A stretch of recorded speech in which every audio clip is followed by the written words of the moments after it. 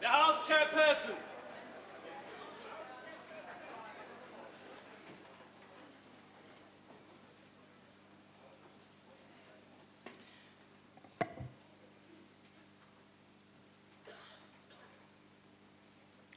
There will now be an opportunity for silent prayer or meditation.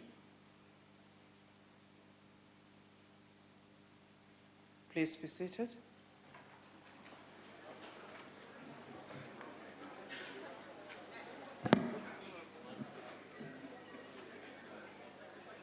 Honorable members, we'll recall that last week during questions to ministers in the social cluster, certain questions stood over in terms of Rule 144, subsection 1B. These questions will be taken out of cluster today in terms of Rule 138, subsection 5. Honorable members will also note that in today's question paper, there are questions which have been transferred from written to oral questions in terms of Rule 146. Consequently, an additional 30 minutes will be added to today's question time for this purpose as provided for in terms of Rule 137, subsection 5B. We will now have questions to the ministers in the governance cluster. I do hear, surely they will be here when they have to answer their questions. The only item on the order paper is questions addressed to ministers. Members may press the talk button on their desk if they wish to ask a supplementary question. Question number 141 has been asked by the Honorable R.M.M. Lisoma to the Minister of Public Service and Administration. The Honorable Minister.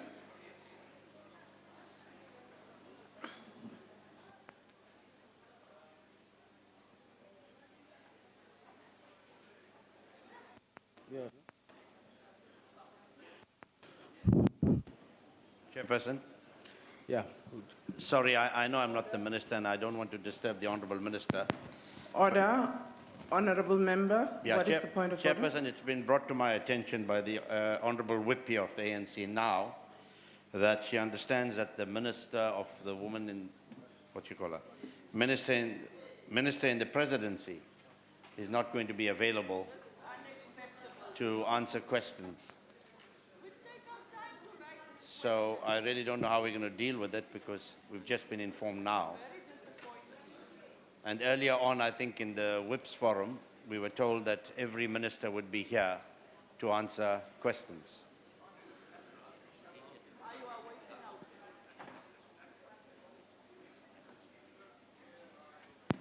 Thank you, Honourable Member, and thank you for raising the question. Indeed, the matter didn't arise in the Chief Whips Forum this morning. I'm also just advised by you as you're raising the point of order. In terms of Rule 144, the member who asks a question can ask for the question to stand over so that it can be answered in the next session of the question time. House Chairperson. Order, Honourable Member. I will recognize Honourable Lizelle first and then come to Honourable Steenhuisen. She stood up first. Honourable Lizelle. Chairperson, the problem that I've got with that is what if I don't agree to the rule that my questions stand over? We were not informed timeously that the minister is not going to be here. We asked twice today at the Chief Whips Forum whether the minister and the presidency will be here or not. I think it's very disrespectful that I've come here today to engage with the minister on a number of questions and she's not available and she did not even bother to inform the Chief Whips Forum. Thank you very much, Honourable Lizelle. Indeed, as I said earlier, when Honourable Singh raised the matter, we too have not been advised. Honourable Chief Whip, you know he was in the meeting. We were all there as those who are in the Chief Whips Forum. The matter was not brought to our attention. Honourable Steenhuisen. May I address you in terms of Rule 137, House Chairperson? House Chairperson, the problem with what you've just suggested is that we now, if you look at the order paper for today, we've now got 4 different categories of questions on the order paper today. We've got the ordinary question paper. We've got questions in terms of 1461, which were written, transferred to oral, where the 10-day rule was broken. We've got sections 1385 questions, where members didn't pitch from the last ministerial questions that have now been added onto this order paper. But we also now have a hybrid of the two, 1461 and 1385. So the Minister of Social Development, who for months hasn't bothered to answer her questions. They were put on the order paper last time for oral reply. She didn't bother to pitch up to answer them. She didn't submit then or bother to submit written responses to them. And now we've got to deal with them at the end of the agenda today. Really, this is not a parliament holding its ministers accountable. Look at these benches today. We might as well just pack up and go home. If the ministers don't want to come here and count, we might as well pack up and go home. They're making a mockery of this parliament. And a minister that doesn't pitch up and doesn't have the courtesy to let her own whip and the leader of government business know shouldn't be a minister at all. And this House has to have a mechanism to sanction... Honourable Member. Sorry, I would like to finish, if I may. Okay. This House has to have a mechanism to sanction ministers who repeatedly show disrespect for this parliament, the Constitution, and through them both, the people of South Africa. Thank you, Honourable Steenhuisen. I've taken note of your matter and I appreciate the issues that you have raised. I would ask Honourable Chief Whip.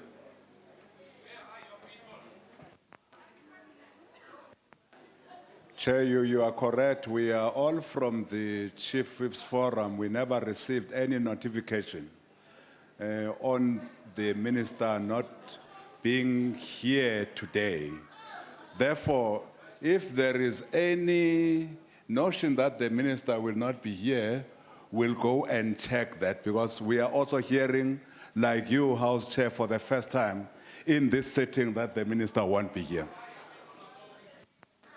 We will go and check on that matter.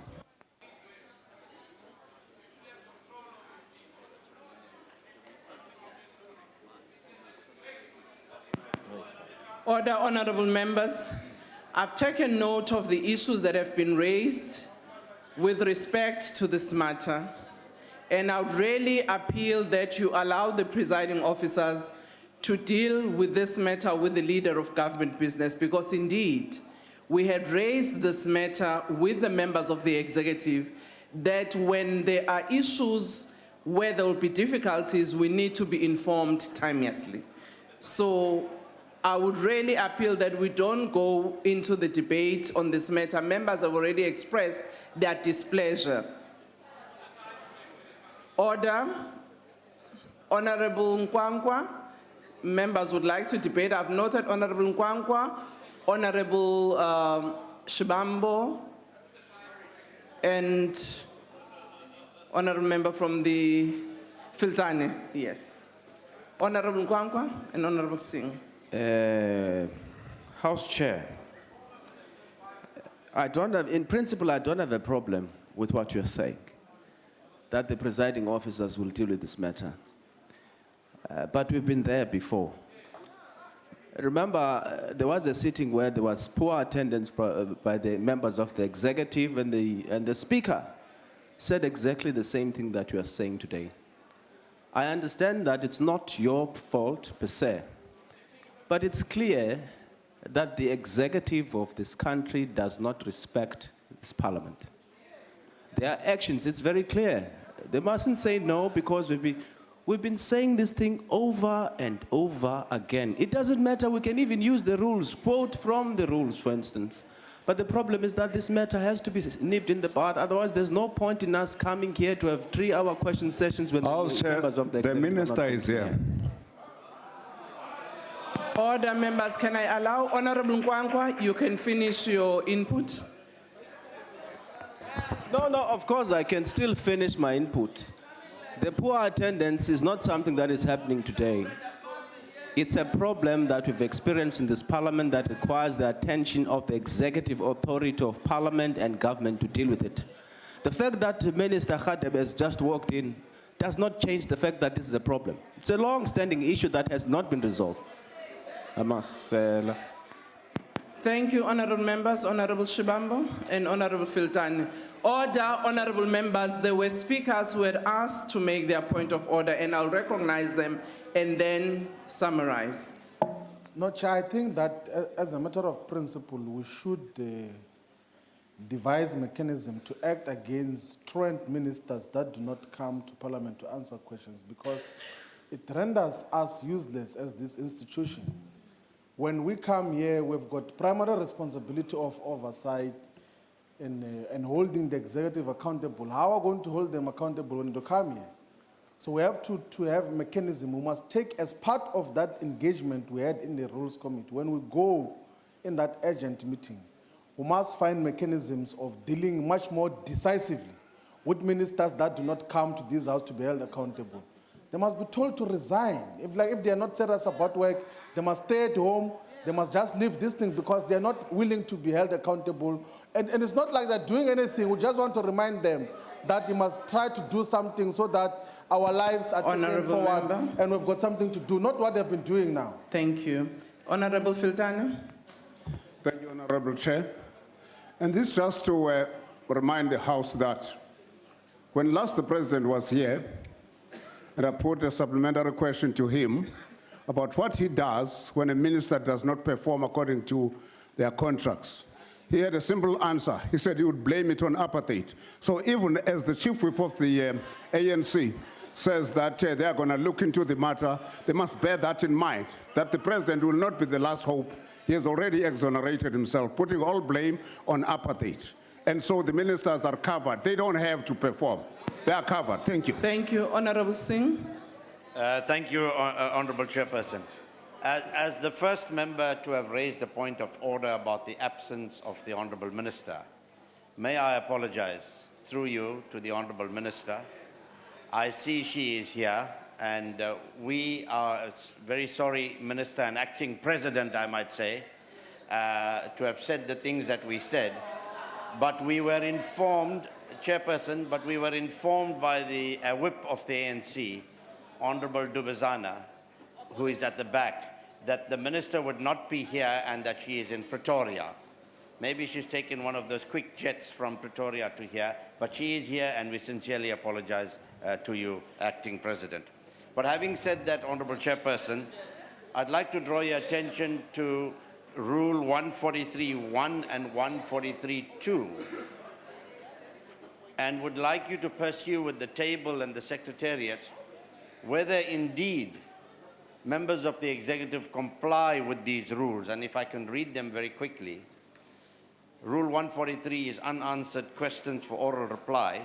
Subsection 1, replies to questions for oral reply which have not been reached at the end of the time, which is like today, allotted on a question day, must be submitted in writing to the Speaker on the same day for appropriate distribution and inclusion in the official report of the debates of the Assembly.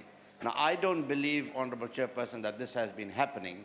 So members of the Executive, through the representative of the Leader of Government Business, should know that even if we don't deal with all the questions today, written responses to all the questions on the order paper should be submitted to the table so that we can receive them as soon as possible.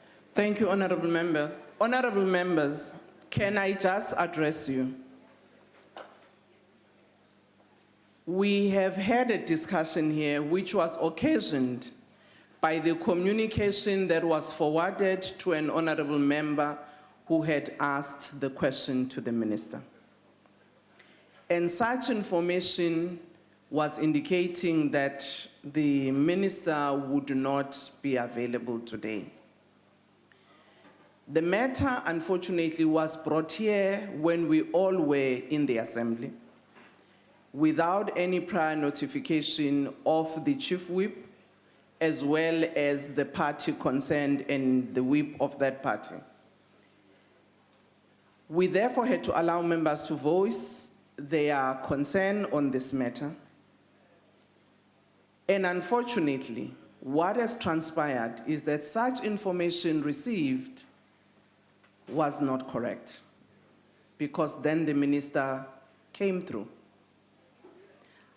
I therefore think the issue we raised in the Chief Whip's Forum that the chief whip, together with the parliamentary officer of the leader of government business, will engage with the members of the executive on the rules will still have to continue.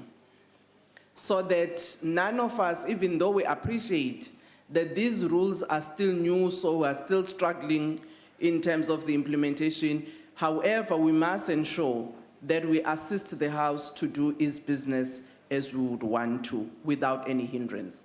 But also we'll appreciate that the members of the executive, their offices, if they can please try and communicate with the Chief Whips Forum when there are difficulties, so that timelessly the whips of other parties can be informed.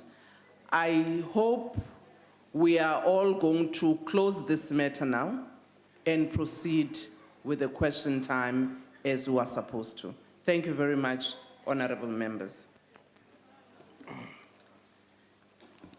I will now allow Minister of Public Service and Administration to answer the question. Thank you, Chair.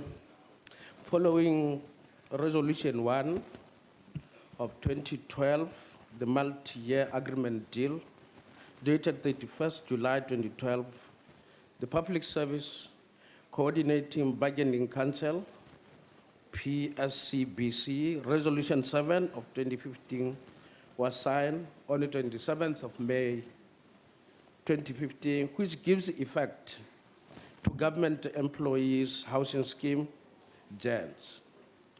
The implementation of the JEHS commenced on the 27th of May 2015 as per Public Service Coordinating Bargaining Council resolution.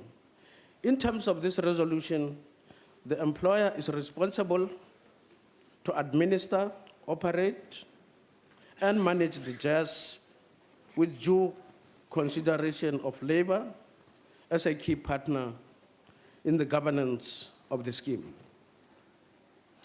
A project management office is established already in the DPSA to administer, operate, and manage the scheme in the interim. While significant milestones have been achieved to date, there are a few obstacles to be overcome by the scheme in sustaining its momentum.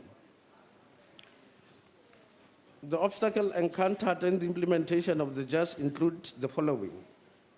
1, delays in the establishment of the JEHS institutional forms whilst implementing the service and benefits of the scheme through the Project Management Office. 2, misinterpretation of the home ownership amongst employees and the subsequent submission and non-submission of required documentary proof of home ownership. 3, employees not updating their home ownership status, which in turn affects their classification whether as homeowners or tenants for purposes of receiving the correct housing allowance. And lastly, limited resources, personnel, and budget to implement the scheme. The Project Management Office is funded through the department budget. Consultations are currently underway between the Minister of Public Service and Administration, the Minister of Finance, and the Minister of Human Settlements to address institutional arrangements that continue to be outstanding. I thank you, Chair. Thank you, Minister. Are there any supplementary questions? Honorable Lisoma. Thank you, Honorable House Chair. Minister, having take us through the challenges, may you kindly tell us, is there any roadmap towards mitigating those obstacles as it may? When do we envisage it fully fledged implementation? Thank you. The real challenge pertains to institutional arrangements, and we have made an undertaking as the 3 ministers that will go back to Cabinet as soon as we've concluded those discussions. Currently, the heads of departments are engaged in an exercise to identify the location where we can locate this particular scheme. So once they finish these consultations, that the ministers will meet in an IMC which I will convene, and then we'll report back to Cabinet. Thank you very much. Thank you, Honourable Member. I've got here 3 members who have follow-up questions. Honourable Hlengwa, Honourable Sheikh Imam, and then Honourable Mente. Thank you very much, Honourable House. Honourable Minister, I hear that you're still going to convene the IMC. That is all good and well. But in your response, you also addressed the issue of the misrepresentation of information by employees and so on. Surely this being something signed in 4 years ago, corrective action should have been instituted already where these loopholes have been identified. And to speak about now having to go back to Cabinet and so on speaks to a system which is moving rather slowly. So can we find out from it what measures have been put in place now to respond specifically to the 3 areas that you have outlined in your response to deal with the challenges? It's all good and well to say you're going to go to Cabinet, but this is something that has been in operation for 4 years now, and surely there should have been corrective action instituted already. Thank you. Honourable Minister. We continue to engage with the unions in terms of the issues that have to deal with the rights of the workers and misunderstandings on their part. So dialogue is continuing. There's no communication breakdown at all. So some of these are not as major obstacles as the one of institutional arrangements. Thank you very much, Chair. Thank you, Minister. Honourable Sheikh Imam. Thank you, Honourable House Chair. Honourable Minister, public service employees play a pivotal role in our society and are co-partners in our quest to improving the lives of our people. Being satisfactorily compensated with benefits is a prerequisite for efficient and quality performance. Please advise if the matter of the parliamentary staff has been resolved. If not, when will this be done? The Minister. I didn't quite get the question. Advise what?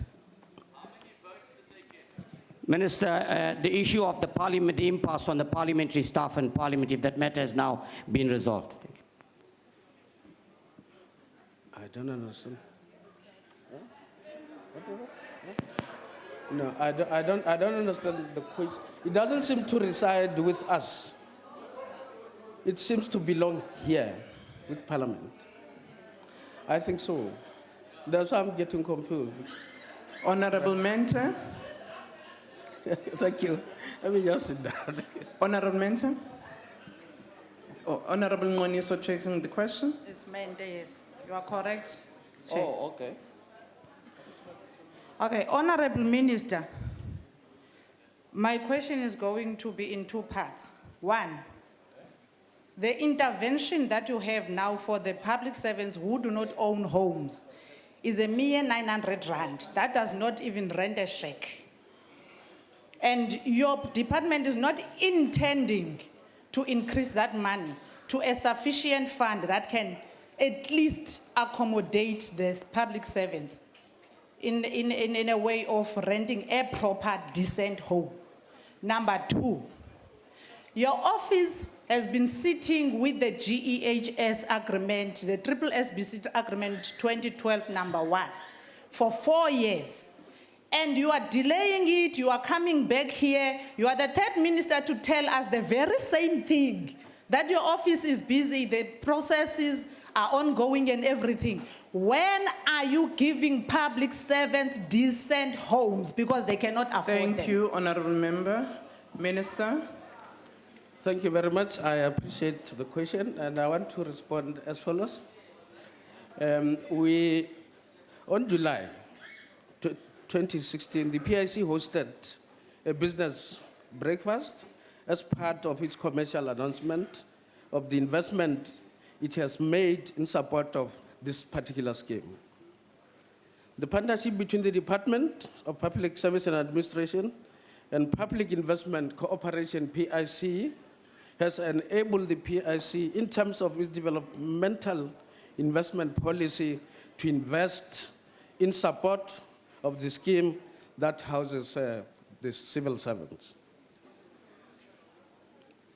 The PIC investment of 11.5 billion is geared towards affordable housing, mainly for government employees, and will increase prospects for public service employees to acquire home ownership. The investment covers end-user finance for mortgage housing, end-user finance for non-mortgage housing, loans and related original service, residential development finance. Accordingly, it is not only the amount that has been mentioned by the honorable member, and we are also soliciting through human agreements with the Department of Human Settlements, further cooperation from the banks. Thank you very much. Thank you, Honorable Minister. Can we now move to the question 142 that has been asked by Honorable Nivo Drought to the Minister of Public Service and Administration? Honorable Minister.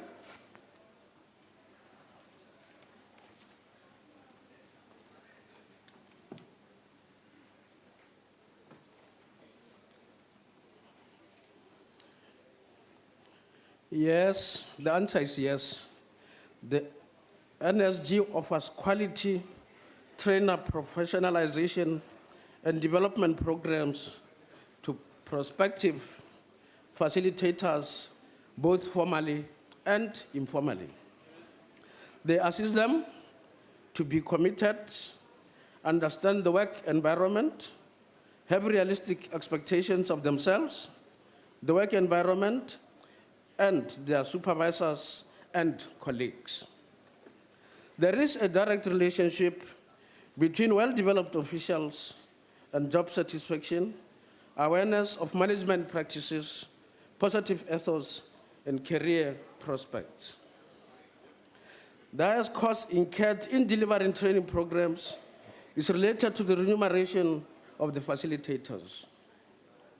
Since this cost of salaries is also already covered by the state or client's department, the cost of hiring external facilitators has indeed been reduced. Thank you, Chair. Honorable Nivo Drought.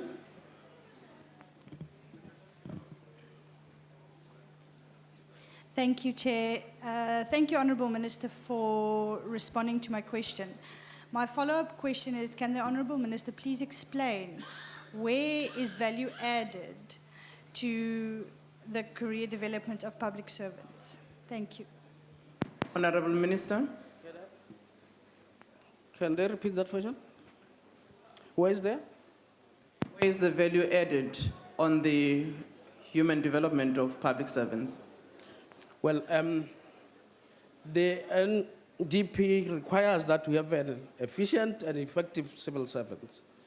So, to build a capable state, we have got to train our civil servants, as we do through the National School of Governance. So the value add is in the outcomes that we receive from the performing employees of the state. Thank you. Thank you, Honourable Minister. I've got 3 follow-up questions. Honourable Kubisa, Honourable Vesthuizen, Honourable Hlengwa. Honourable Kubisa. Thank you, House Chairperson. Honourable Minister, the question at hand refers to 2 aspects. There is career development and also reducing of cost through the hiring of consultants. But there are other elements as well, and that have to do with the transferability of skills, modules that have been attained from National School of Government. And also the other element is that of adding promotional possibilities for those that have undergone that training.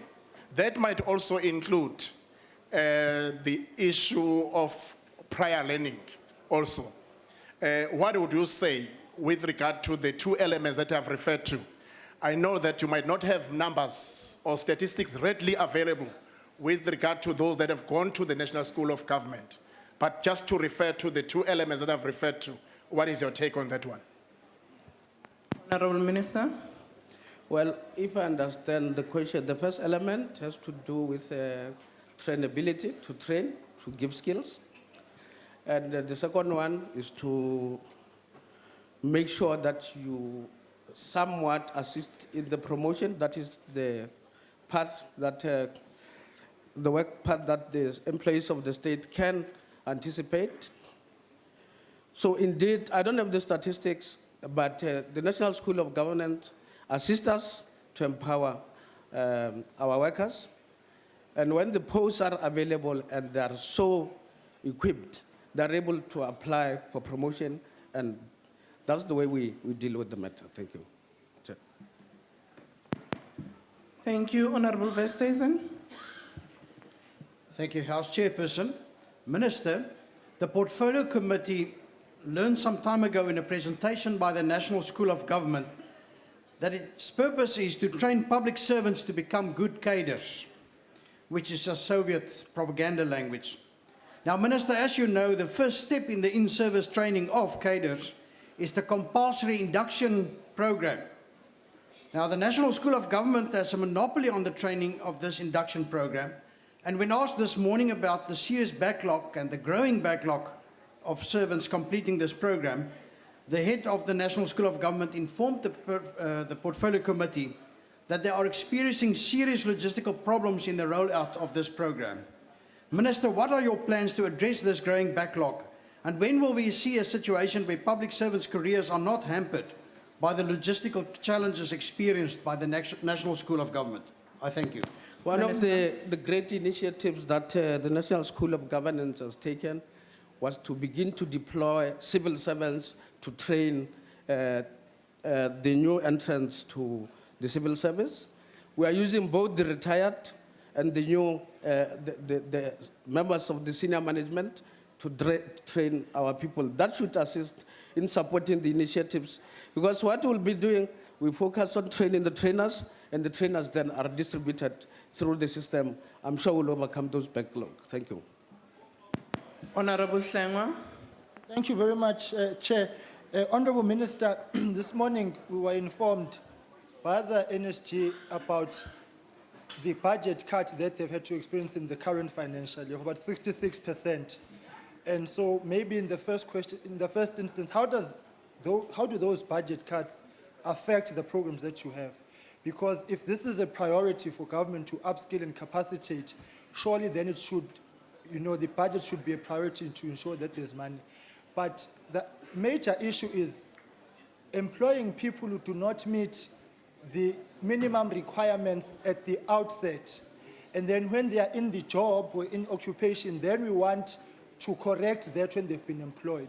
So is there a possibility where you're actually going to go back to the re-recruitment processes to check that people are being employed within the parameters, even of the minimum standards, because it burdens the School of Government when they have to train everybody afresh, even when they did not meet Thank you, Honourable Member. Your time is up. Minister. Well, one of the measures that we have taken does, in fact, mitigate the issue of the reduction of the budget, because instead of spending money on trainers, facilitators from outside, we are using internal resources, and we are not paying double for that exercise. So I think we are not comfortable, but the system is working.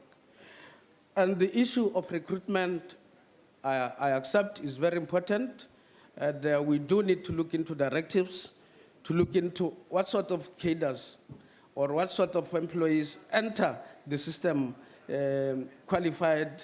I can see Mr. Hlengwa is very happy about the cadre story. So, but definitely, yes, I accept the issue of the. Thank you. We now move to question 159 that has been asked by Honorable KJ Meleham to the Minister of Cooperative Governance and Traditional Affairs. Minister. Thank you very much, House Chair.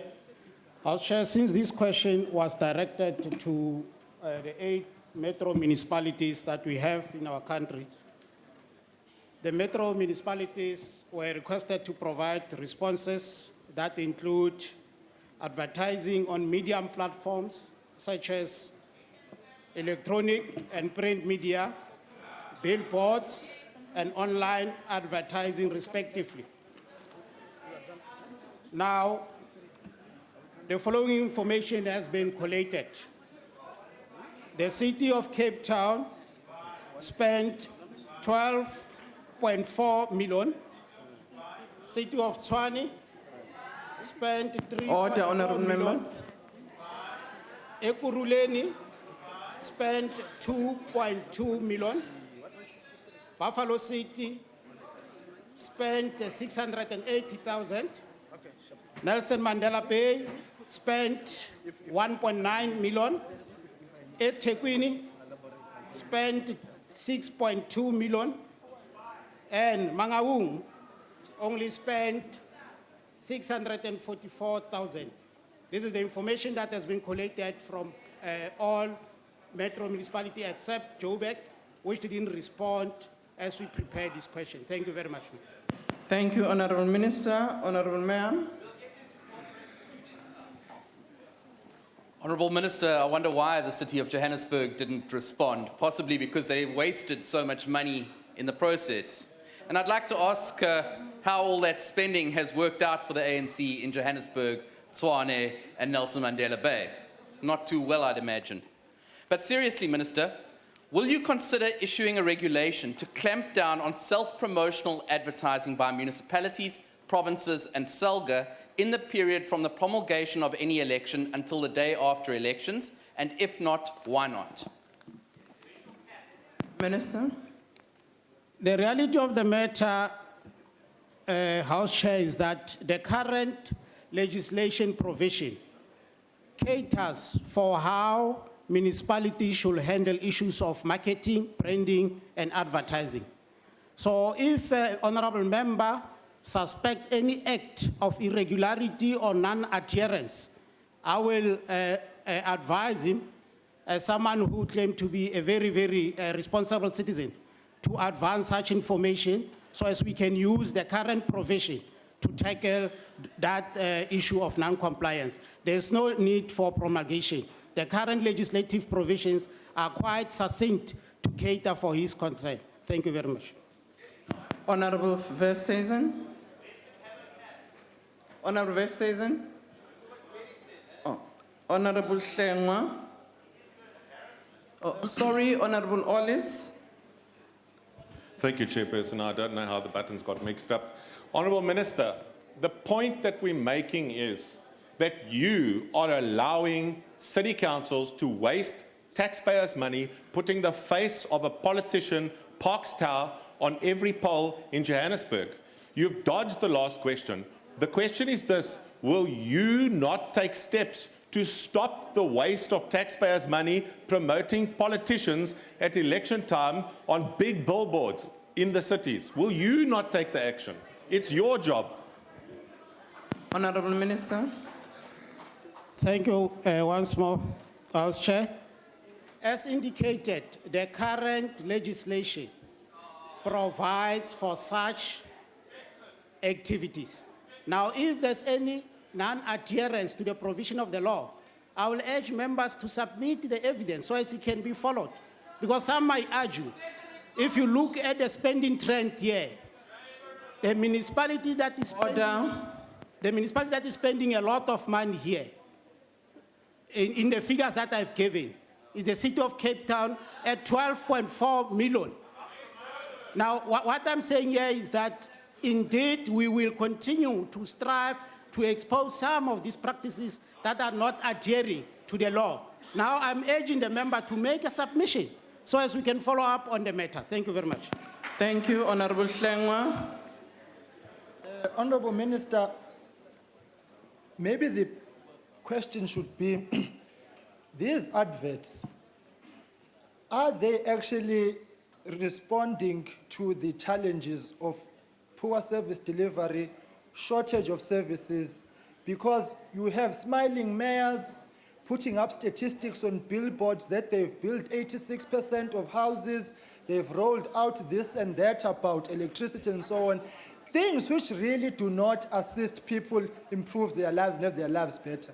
Don't you consider then that you must have regulations in place which govern what you can advertise about, what you must not advertise about. I do not think that it is helpful for us to be bombarded with billboards of people telling us what they should have done because that's what they're elected to do, then to self-glorify themselves that they've provided those services. That is the nub of the issue, wasteful expenditure and the naughty timing of it on the eve of elections.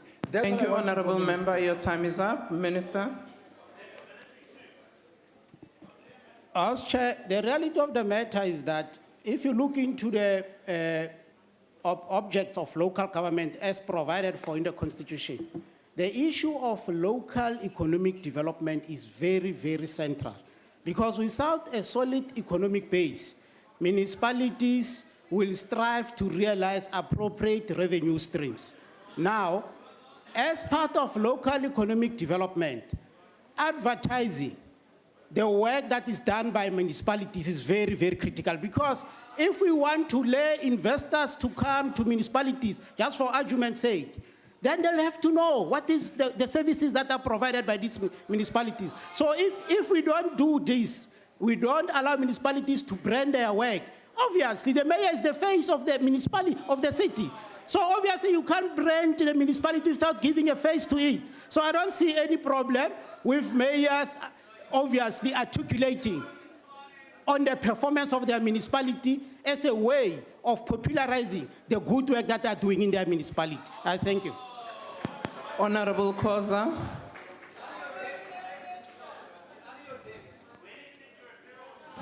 Thank you, House Chair. Minister, it's clear that you are not sure about the figures that you are giving this House.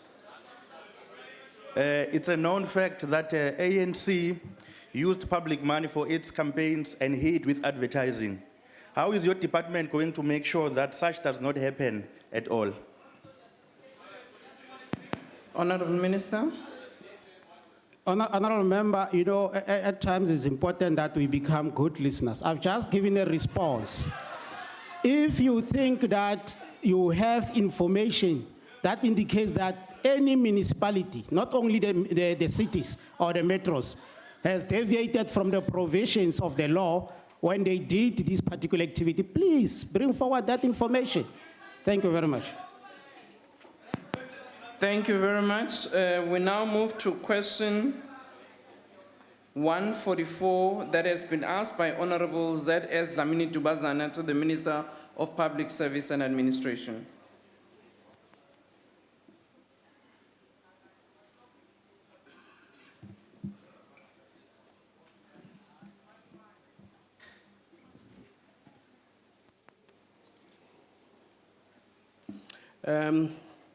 Chairperson, the Human Resource Development Strategic Framework, Vision 2015, and the Skills Development Act, 1998, provide for the placement of young people in learnerships and internship programs in the national and provincial departments.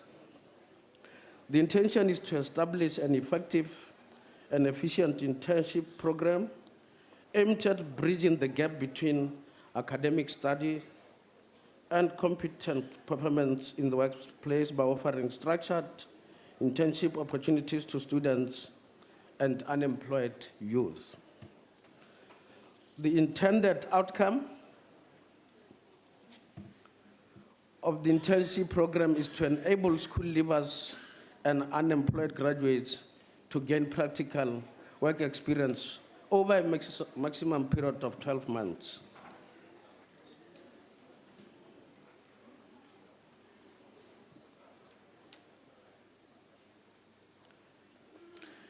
As at 30th September 2015, a total of 9,320 interns, learners, and apprentices have been reported to have been recruited since 1 April 2015.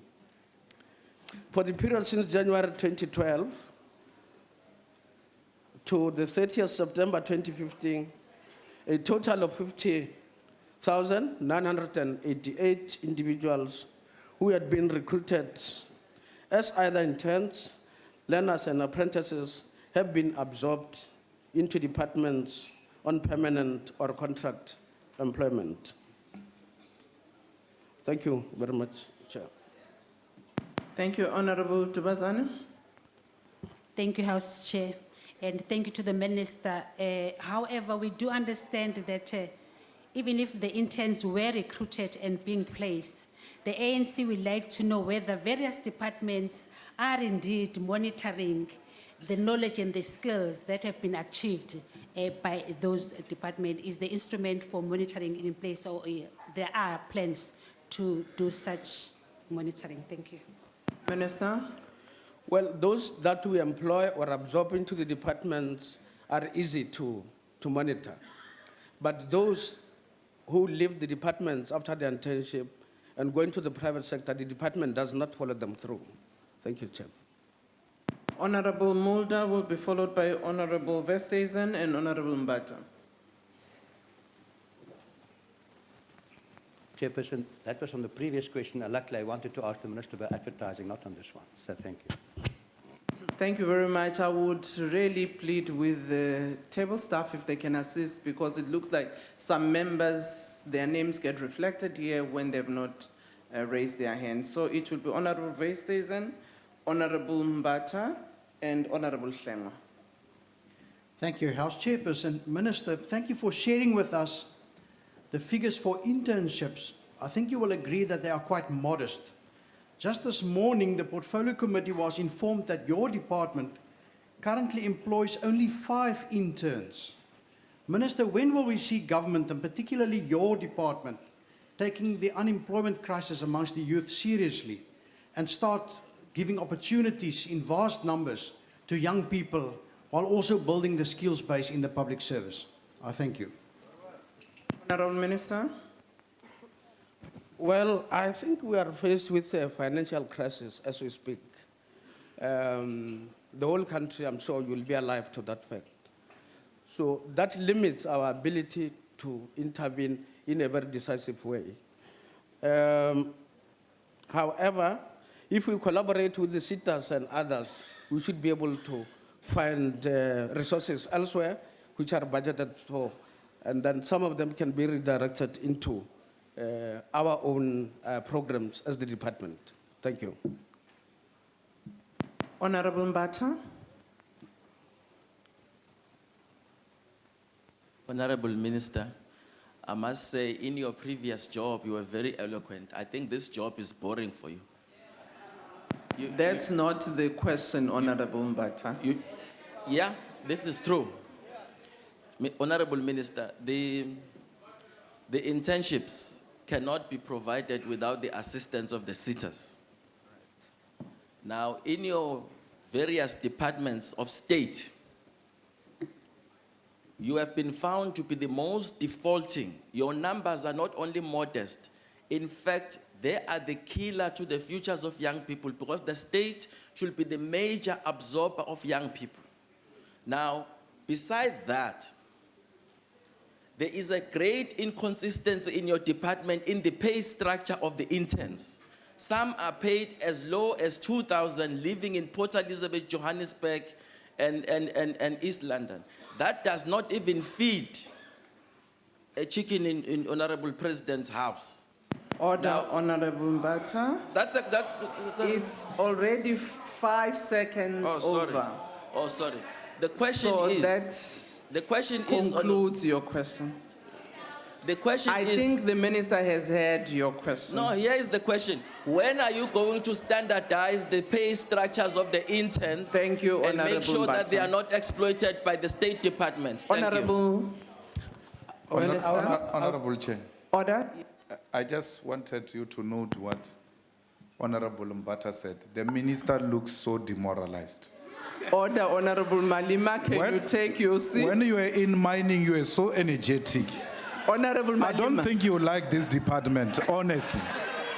That minister is not a question. Thank you very much for the... Can I allow you to answer the supplementary that was Thank you very much asked? for the observation. And I take the suggestion that we should standardize those if we haven't standardized the payments. Thank you. Thank you, Honorable Hlengwa. Thank you, Chair. Honorable Minister, have you actually done a quality assessment of the output of these interns? As you also indicated that once they leave the public service and go into the private sector, you don't know what happens. So in the exit interviews, what are these interns citing as the reasons which are, causing them to leave? Is the environment not conducive enough for them to function and to learn in a manner which is satisfactory? And secondly, if you speak about the private sector, to what extent are you working with the private sector as a partner, a reliable partner, at absorbing more young people into these internships? Thank you. Thank you, Honorable Minister. Well, some leave not because they are bored or unhappy. They leave because we do not have posts for them established within our establishment. That's partly the reason why. And I'm sure we would want to take the suggestion that we collaborate much more closely with the private sector to see to the absorption so that we can contribute towards the job creation and the resolution of the unemployment, which is one of the objectives of the government. Thank you. Thank you, Honorable Minister. Now we move to question 146 that has been asked by Honorable Mtetwa to Minister of Cooperative Governance and Traditional Affairs. Honorable Minister.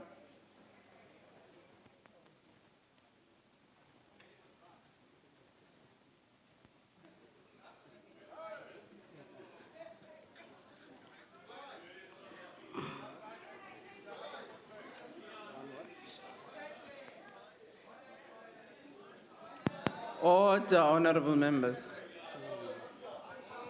Minister. I'm just trying to follow the question paper on the screen. And it seems not to be aligned with your order. Chair. Order. Chair. Order, honorable, I will note you. Let me just respond. But how can a minister be looking for papers for such a long time? For a simple minister like that. Honorable member. What is going to happen in finance, man? Honorable Shibambo. Is this what you wanted to subject us to? Can you take your seat? Let me just answer to the minister. My sincere apology.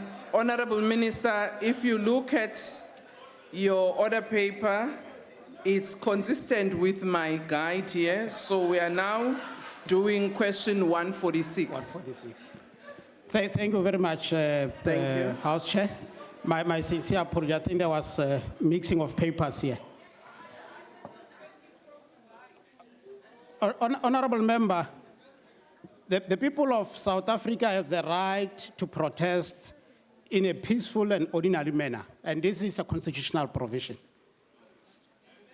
But now I must indicate that the Justice, Crime, Prevention and Security Cluster has the task to ensure the speedy investigation and prosecution of violent protest. Law enforcement agencies will deal firmly with any person who violates the law during protest.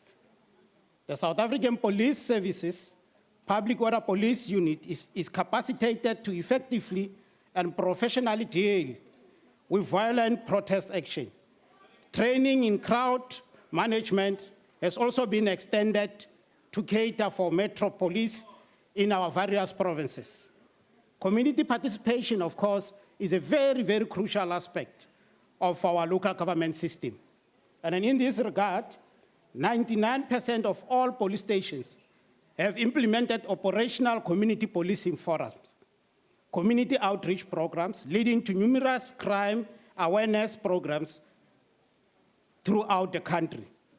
Annually, I must indicate that there is a growing number of protest actions and unrest, which in some instances are accompanied by serious provocation, intimidation, public violence, and even elements of criminality. The main challenge for the SABC is to respond to this manifestation within the spirit and the context of community-oriented policing model and the Bill of Rights. This requires a realistic balance between acknowledging the rights of citizens to demonstrate versus the police need to ensure peace and stability. The National Joint Operational Intelligence Structure, NETJOINS, which is coordinating all security and law enforcement operations through the country, deals with all matters affecting safety, security, and stability in our country. I must indicate that before elections, the ministry that is currently under my leadership established an operation center as a mechanism to coordinate, monitor, and respond to municipal service delivery incidents and challenges. The center allowed up and provided feedback on, in fact, I wanted to say the center followed up and provided feedback on service delivery related issues reported to not joint in order to address the problems raised and to avoid possible violent protest action by communities. Furthermore, the center monitored responses by municipalities to service delivery memorandum handed over by communities. The center interacted directly with provincial COCTA officials through rapid response teams, municipal managers and municipal officials in order to respond swiftly to service delivery incident referred by communities. I thank you. Thank you, Minister. Honorable Mtetwa. Thanks, Minister. But can you give us, Minister, just some detailed information as to how many people that have been charged and those that can be cases that are outstanding, even those that are still, we have already completed regarding this matter, because it was too out of control in this, especially before the election. Can you give us some details on that? Statistical information has been thoroughly presented to our last interministerial task team committee on elections. But what I must indicate is that all criminal cases related to 2016 local government elections were reported and were investigated, and they are being monitored as from the 1st of February up to the 5th of August. A case management protocol involving Directorate of Priority Crimes Investigation, SABS, detectives, and National Prosecuting Authority implemented this mechanism. Most of the reported cases relates to the contravention of Electoral Act and some serious crimes like murder, attempted murder, assault, arson, malicious damage to property. The investigation of these cases will be monitored on monthly basis until they are all finalized. The increase in arson cases in Limpopo, as you are all aware, resulted from the Vuwani incident. Increase in public police and business robbery in Gauteng is resulting, of course, from the mayoral candidate unrest that was related to the Tshwane situation. So basically, there is work going on, and these cases are being monitored on monthly basis. Thank you. Thank you, Honorable Minister. On a point of order.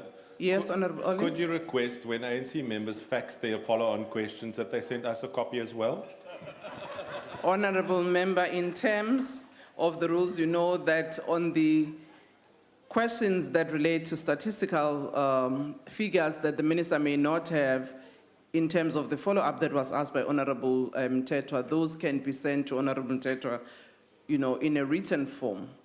But Honorable Ollis, you can then negotiate with Honorable Mtetwa to share those answers with you. Honorable Kubisa. Thank you, House Chairperson.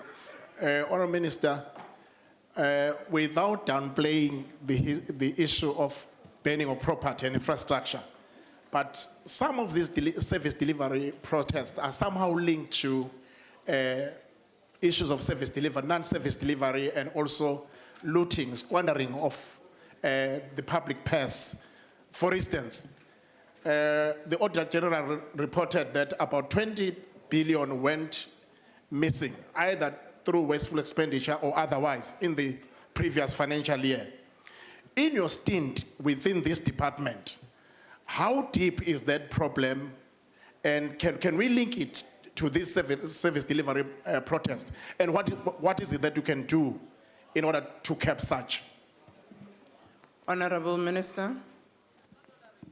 The assessment that has been done on some of these protests, both by COCTA and, of course, by reputable institutions, indicates that there is a variety of factors that should be considered, for this unrest. And, of course, service delivery is one of those factors. But now what we have been doing under the ambit of our Back to Basic program We have made the point that where there is a service delivery protest, we intervene immediately through our crack teams and establish the reason behind such. And as a result, we have been able to bring down the number of service delivery protests before the elections due to this intervention. Now, definitely, this is one thing that we assist with, and I will continue to deal with through our back-to-basic intervention. Thank you very much. Thank you, Honorable Milam. Thank you, Chairperson. I'm not surprised the Minister made a reference to the military intervention, given his penchant for camouflage uniforms. However, will the Minister acknowledge that it was his and his predecessors meddling in the municipal demarcation process that led to the violence and protests in Vuwani and Malamulele, which was fanned by, among others, an ANC ward councillor? And will he commit to refraining from meddling in the demarcation process before the next local government election? Honourable Minister. Indeed, some of the protests that I've been referring to, some of them were caused by dissatisfaction of certain sectors of the community on the determination of municipal boundaries. But the reality of the matter is that I think by now, the honourable member should be knowing the provision of the Demarcation Act. That doesn't allow any one of us, including himself, to meddle with that particular process. And we have been adhering to that particular Demarcation Act. As to the issue of meddling, unfortunately, I don't know anything of that type. Thank you very much. Honourable Sengwa. Honourable Minister, you chaired the IMC looking into the issues of Vuwani. And I want to agree with you first and foremost that violence is not a solution or a response we can accept to the concerns that citizens may have. But for one school to burn or two schools to burn, maybe we can say, well, it took us by surprise. But when you reach 26, 25 schools, it means that your tracking of these concerns of citizens is below poor. It cannot be that the frustration mounts to such a level that the damage to property is to that extent. And it is because we wait for communities to protest first, then you respond to their challenges and concerns. So moving forward, what interactions are you having with your colleagues in the intelligence services to make sure that we do not arrive at a situation where the damage to property is to the extent that it is at? Because moving forward, it means then we want to have more Vuwanis where people recognize that violence is the only way in which they can be listened. Can you listen to the people without them resorting to violence? Thank you, Chair. Indeed, the incidence of the burning of schools as a well-publicized one is quite unfortunate and unacceptable. But I must indicate that this doesn't imply that it happened because of the non-response of the government. We have been with the people of Vuwani through the provincial interministerial team, working together with the district municipality of Vembe in that area before this incident happened. So it's not as they didn't happen as a result of our absence in that space. So I think let's condemn this thing unconditionally and ensure that we continue to support our people in the affected district of Vembe. Thank you very much. Thank you, Minister. The next question is question 157, asked by Honorable Mutau to the Minister in the Presidency. Honorable Minister.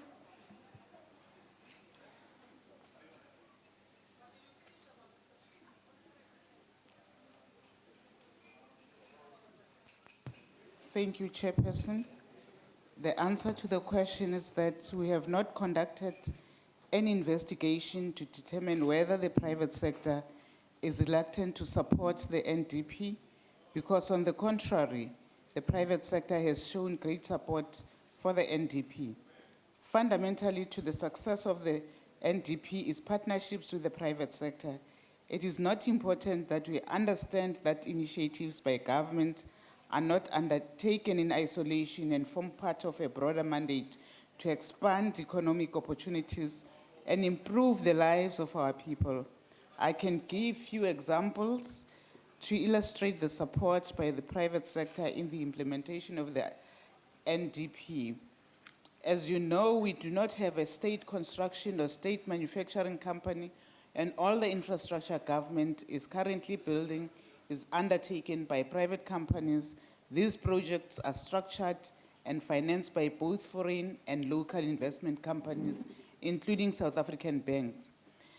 In May 2015, the National Business Initiative, which is a voluntary coalition of South Africa and multinational company, started a project entitled Business Action in support of the National Development Plan. Through this project, they identified 6 specific areas in which business can play a meaningful role in supporting the NDP and socio-economic development in South Africa. Thank you. House Chairperson, may I please address you? House Chairperson, the question concerned was addressed to the Minister in the Presidency, Mr. Jeff Radebe. I don't know if there's been a cabinet reshuffle over lunchtime, but usually we are informed if a minister is not available and a reason is provided for why the minister is not present today. Could I ask you to solicit that information and share it with the House? I will. In the meantime, can we continue? Honorable Mutau. Thank you, Chair.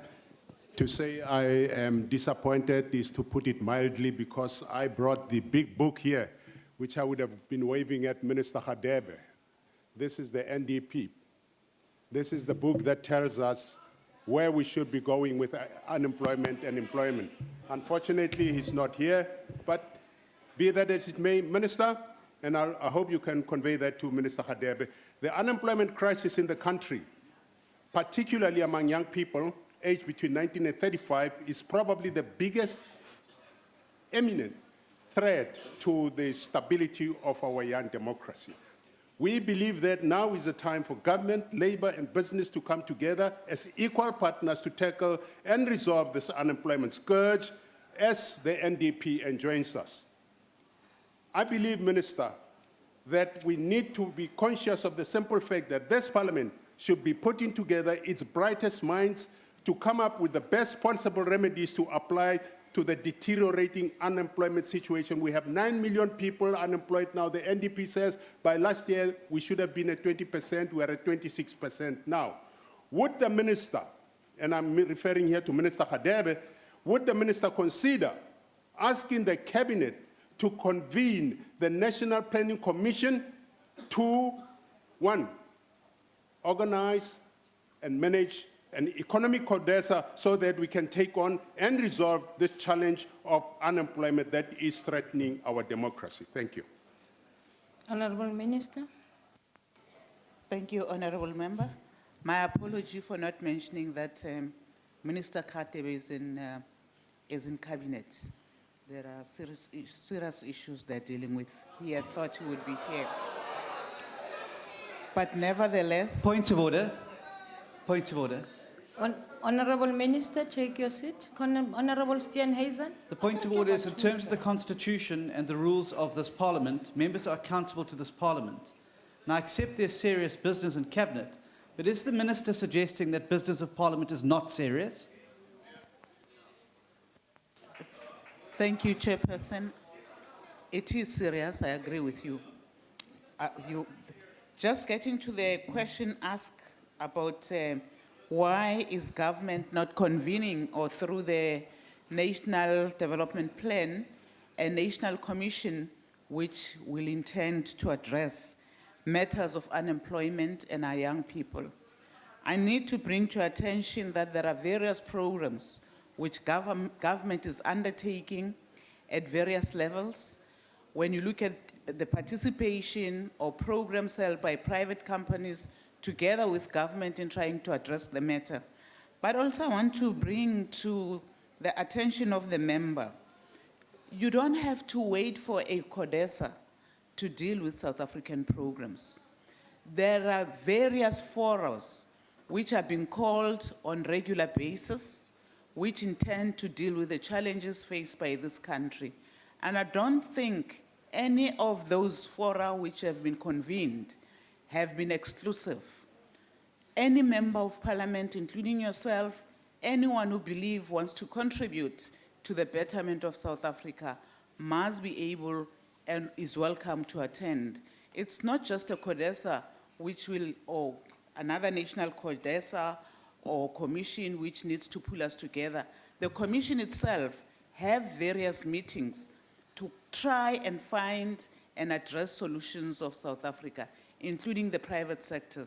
So I would want to say to the member, if there's any contribution, constructively so you can make, can you please approach Minister Khadebe so that when there are these kind of fora, which takes place on a regular basis, you can participate and contribute. Thank you. Thank you. Next is Honorable Matthias. House Chair, the NDP is based on old gear paradigm of macroeconomic stability, constraining of fiscal expenditure, liberalize financial markets. All of this, the ANC has been misleading us in believing that they will reduce unemployment, will deal with inequality which is expanding, will deal with capital which is concentrated in few white hands, and deal with all social ills. And to this very day, the economy is growing at below 1%. And this is what the NDP has been anticipating, that the economy will grow at between 3 to 5%.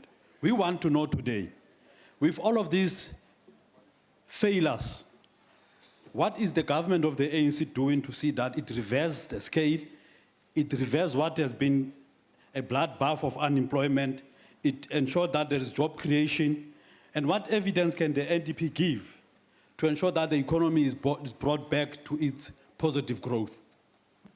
Thank you. Honorable Minister. Thank you, Honorable Member. I just want to say that this is not gear. The National Development Plan, it's far different from what you would refer as gear. But I must also say, even if you want to refer to gear, at its inception, it had a role to play and it contributed to the growth of this country. The point I want also to make, on the point you're asking about, can we grow the economy? The NDP, it's a 2030 vision. It never said to you, it's going to grow the economy now. It's putting together all the tools, all the mechanics which are required in making sure that South Africa grows accordingly and appropriately. The points I've raised to you, the partnerships at various levels, where we work together with the private sector, but not only that, where we're also working with various educational institutions in making sure that we create the appropriate skills. Those are the issues which I can assure you will grow our economy. Today, we're talking about completely new opportunity in our country, ocean economy. Young people are being trained in that, in ensuring that by the time we are ready, we have the appropriate skills which can address the challenges, but also be involved in that. We know that there's infrastructure development, the PICC, it's involved in various areas. A lot of opportunities are being created in job creation, and training at different level is happening in our country. Thank you. The next question will be asked by Honorable Singh. Follow-up question. Thank you, Chairperson. Honourable Minister, there is no doubt that the National Development Plan at its conception was supported by majority of political parties and by business in general. However, the ANC's tripartite partners didn't support the NDP, and you are aware of that. Now, Madam Chair, in the current circumstances, we find ourselves with the economy, as my colleague said, growing at below 1%. Don't you think there's a reluctance amongst business to partner with government when there's so much of corruption in government, there's so much of inefficiency within government departments? The way government handles SOEs is not something that we can stand on a rooftop and shout about. Because if we look at the recent spat that's taking place between Eskom, those that lead Eskom, the Minister of Public Enterprises, the Office of the President, and National Treasury, I think it leaves one very dejected. If we look at what's happening in SAA, that if they do not get 16 billion rand soon, they will be grounded. Don't you think these are factors that are discouraging the the private sector from participating with government in plans that would really take our country forward in 2030? Thank you. Thank you. Before you answer, Honorable Minister, let me just remind you members, I'm trying to give you extra time so that you finish your question, but please try to be within your time. Thank you. Honorable Minister. Thank you very much, Chairperson. Just to say the issue raised by the member are issues of concern. I think the honorable member is very much aware that government is involved with these particular matters and is taking them very serious in making sure that they contribute towards a positive growth of our country. And I must say that at several forums, different times, there has been expression in this government that corruption cannot be tolerated. And as you know, there are processes in place which intend to deal with those matters. So I wouldn't like to go to those particular areas. You're quite aware about some of the processes. Just also to indicate that the points you're raising about ESCOM and the challenges it faces currently, SAA, I had an opportunity, I think earlier on, to see ESCOM presenting itself to the portfolio committee, which is a good idea that at all times there is a recognition that Parliament has a role to play, its oversight role in making sure that the right thing happens. So ESCOM, I heard them saying they will have to come back to Parliament in addressing those matters. But indeed, ours is a vision of growing the economy. Ours is a vision of making sure that our SOEs are efficient, are competent. And lastly, also our vision is to make sure the point raised earlier on about government playing a role in skills development. Our SOEs are able to create the necessary skills which we need as a country. Thank you. Thank you. The last follow-up question is from Honorable Nieuwhout Drogen. Thank you, House Chair. Thank you, Honourable Minister. The NDP is a visionary blueprint of government, business and the majority of society as a collaborative partnership. Government has since 2012 introduced a series of proactive regulations and regulatory measures in the economic sector, incentivizing sector of the economic and created working groups to encourage the private sectors to be involved. What is the Minister's assessment of the impact of these measures on the economy? Thank you. Honourable Minister. Thank you very much, Honourable Member. I think the impact is shown that where we are today, the collaboration and the Vision 2030 is working. And I think we need to bear in mind, this is not an event. It's a process which has to be built over a period of time. Already we are seeing the fruits of NDP in our country. What we are seeing currently, for instance, is the various partnerships, including higher education institutions where government is in partnership with that. Some of the programs are led by our own Deputy President. And we are seeing a lot of enthusiasm and appetite from private sector in working with government in making sure that lots of young people are being placed. So we're moving away from the past where you'll find that we develop outside of the private sector. Currently, we've seen private sector again committing itself in creating funding to make sure that the small businesses grow in our country. Those are the initiatives which will take us forward. We are confident that we are on track. We are on the right path. Indeed, 2030 will see this country being a different country. Thank you. Thank you very much. That concludes the question, follow-up questions to question number 146. We now go to question 138, asked by Honorable Mokause to the Minister of Cooperative Governance and Traditional Affairs. Honorable Minister.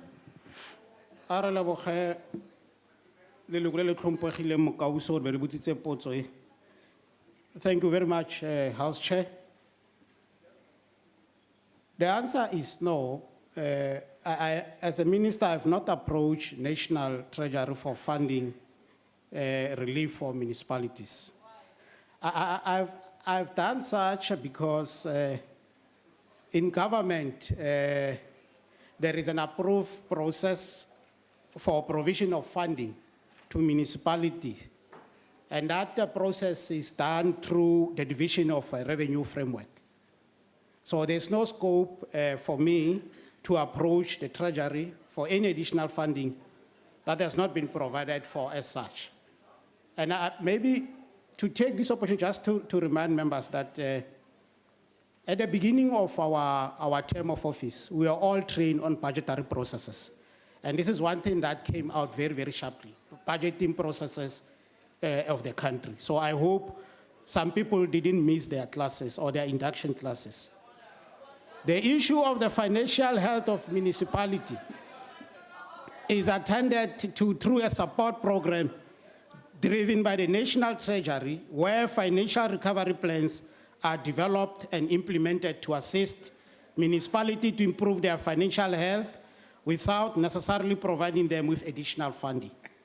With regard to the provision of basic services, according to Section 227 of the Constitution, the local government is entitled to what we term equitable share, which is part of the national revenue meant to enable them to provide basic services and perform its allocated functions.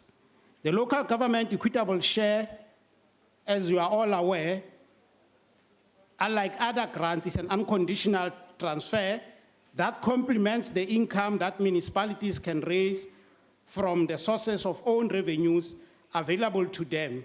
This includes property rates and service charges. The equitable share provides funding for municipalities to deliver free basic services to poor households and subsidizes the cost of administration and other core services for those municipalities that have the least potential to cover these costs from their own revenue. The formula uses demographics and other data to determine each municipality's share of the local government equitable share. The first part of this formula consists of the basic services component, which provides for the cost of free basic services for poor households.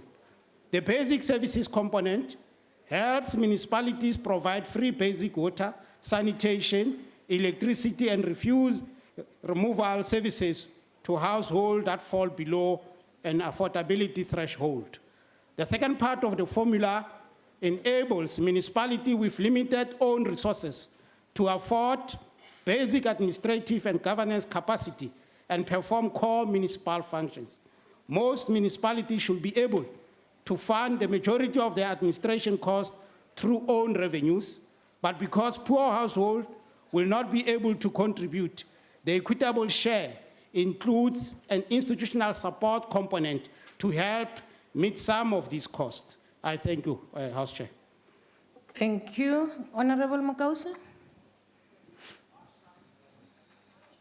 House Chair, thank you. Minister, municipalities like Malamulele, Vuani in Limpopo, Hamahara in the Northern Cape, where absolutely nothing is happening, and that is precisely due to your factional battles in the ANC, yes, where councillors are not yet paid and mayors are not yet sworn in. And this seems not to be top of your agenda in terms of resolving that. And why is that?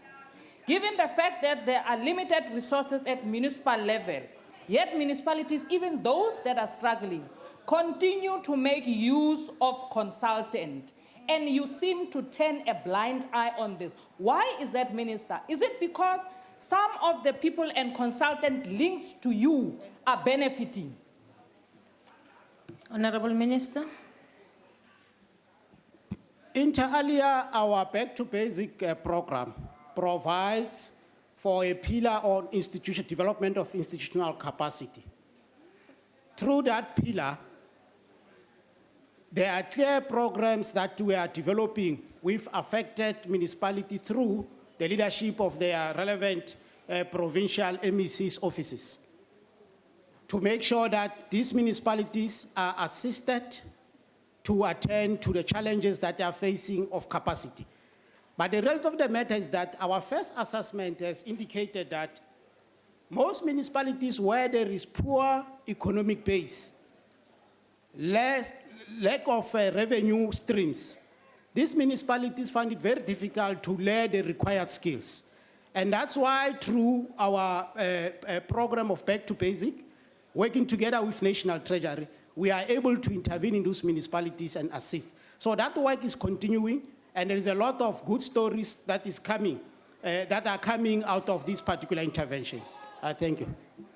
Thank you. The next question, follow-up question. Honorable Chair, Honorable Malema. the minister is not answering the question.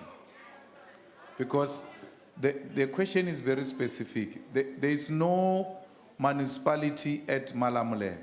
You gave people a municipality in Malamulele because of factional battles. Now there's nothing. There's no office. The councillors are not paid. There's no mayor. There's nothing. Tabazimbi has collapsed. There is no furniture is attached. Kamahara, Rustenburg, the salaries are not being paid. Now, that's what we are asking. What are you doing with those issues here?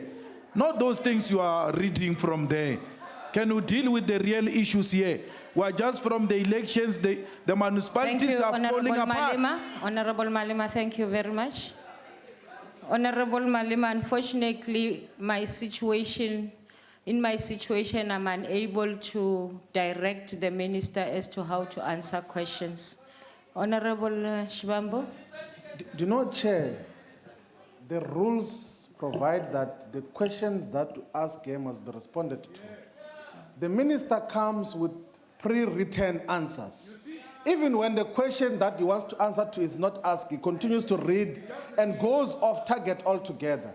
There are specific questions that are on the table that municipalities have not been constituted. Within the 14 days which the Constitution says must be constituted within.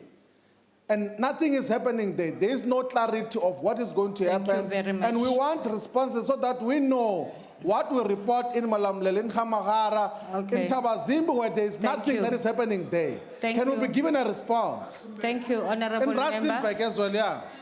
If the Honorable Minister can, in the next question, include that, but if it's not answered, because he has responded, can you give me a chance, please? I'm not protecting. Honorable members, unfortunately, you look at one rule and forget the other. The rules of this House allows a member who is dissatisfied with the answer to pursue a particular route. So for me to say, Minister, come back again and answer, it's not what I can do. Honorable Member. Chair, if you remember very well, last week on a programming committee, I also specifically told you that you must stop protecting ministers here. They must come here and answer direct questions. I was fighting with you when you were sharing that meeting of the POA. So you are doing the same thing. We agreed on POA that you are not going to do that again. Please allow him to respond. He's here to work. He's not here to fumble. Let me first say that I don't attend any POA meeting, and I was not in that POA. Honorable Minister, I'm sorry if you wanted to say programming, yes, but not POA, I don't attend. Programming committee, you hear me very correctly. You were the chair. Maybe you have a self-imposed amnesia, but you were the chair on that day. I fought with you to say stop protecting the ministers here because they take us for granted. We come here to work, they must come and answer questions directly. I hear you, Honorable Member. I'm also compelled by the rules to answer, to respond. Yes. What is the point of coming here? If this comrade is just going to stand up here and read a paper which is not speaking to a follow-up at all, what is the point of coming here? I hear you. People are paying us for coming here to get them answers from these ministers. The municipalities are collapsing. There is nothing happening. We are sitting with a minister here. We are asking you to ask him to answer this question. What's going to happen to these municipalities? As I If they said- can't pay councillors, they can't pay the staff members, how are they going to deliver services you, to our Honourable people? Malema. We Thank are you. just from the elections. Please, give him chance. Honorable Malema, as I responded firstly, I said he must find in himself time to respond the way you say he misunderstood. But I am not forced to make him answer the same question again. The next follow-up, and please, I advise you, it's possible. Chairperson, can you do this? Can you ask him if he's willing to answer the question competently? Because the rule says that those who respond to question must do so competently. Can you ask him if he's ready to answer the questions that we have asked competently? Because this is what Gupta subject us to. This is what was supposed to be a minister I of think finance. we have to work together here. Don't put me in that corner. It's not. I can't be put in that corner, please. Honorable members, please. I'm very Honourable sorry. Chair. I can't be put in that corner. we Can I have advice from the table, please? Ask him, not that advice is misleading. There's a problem of asking people who are not elected for advices. They will mislead you.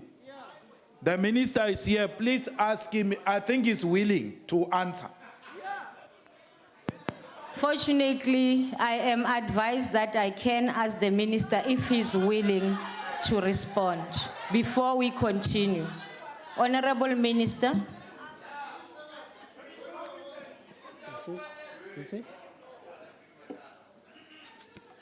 Indeed, there's no problem to give a response to that question. The only thing that happened, there were two questions in one as a follow-up, and the rules only allow for me to respond to one. But now I can respond. Relax, take it easy, take it easy. Rule 142, Rule 142.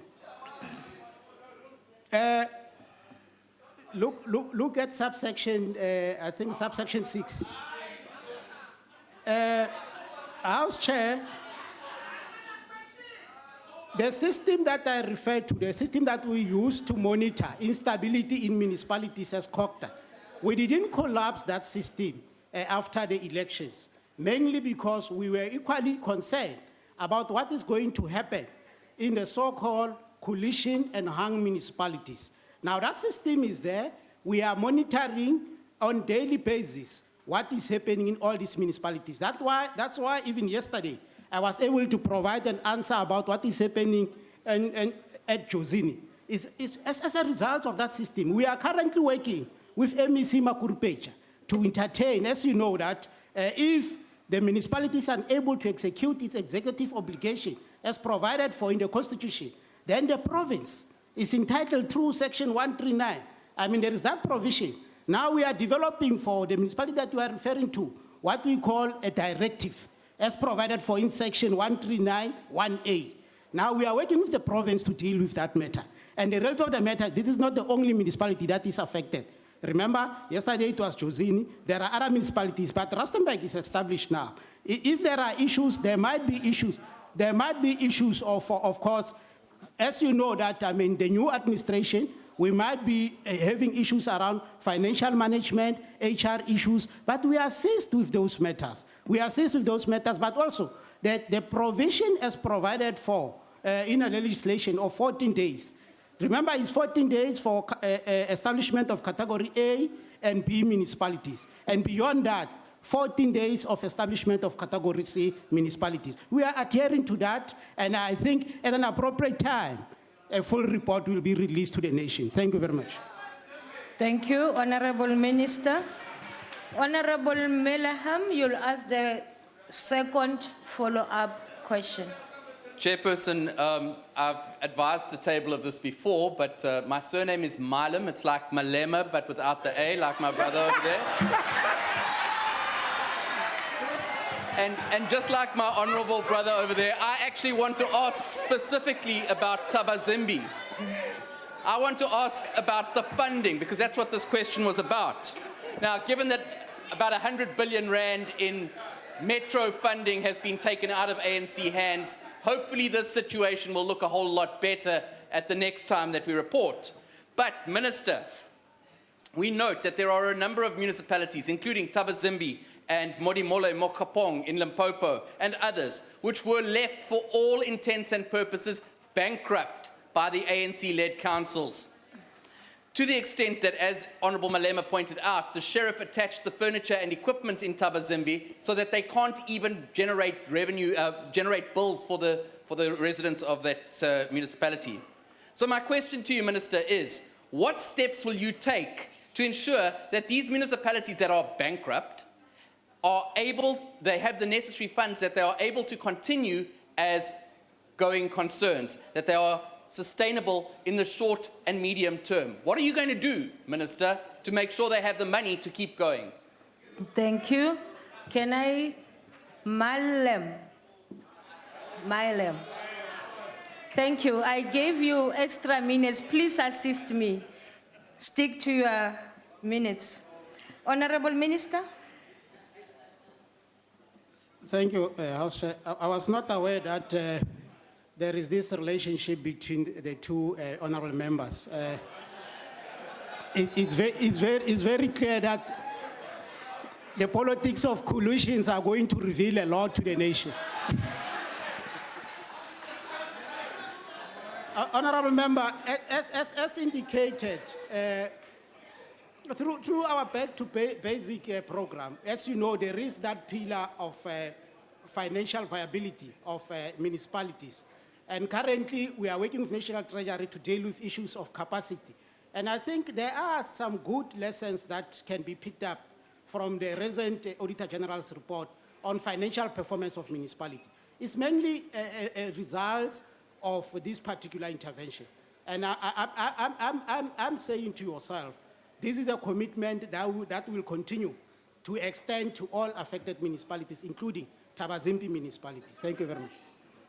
Thank you. Next follow-up question. On a point of order, Chair. Honorable Malema. A minister at this level should know that there's no coalition between us and the DA. And for him to suggest that there is a coalition is misleading. Thank you. It's like saying a person is married when a person is not married. Only those who are married will know what I'm talking about. Not Matita.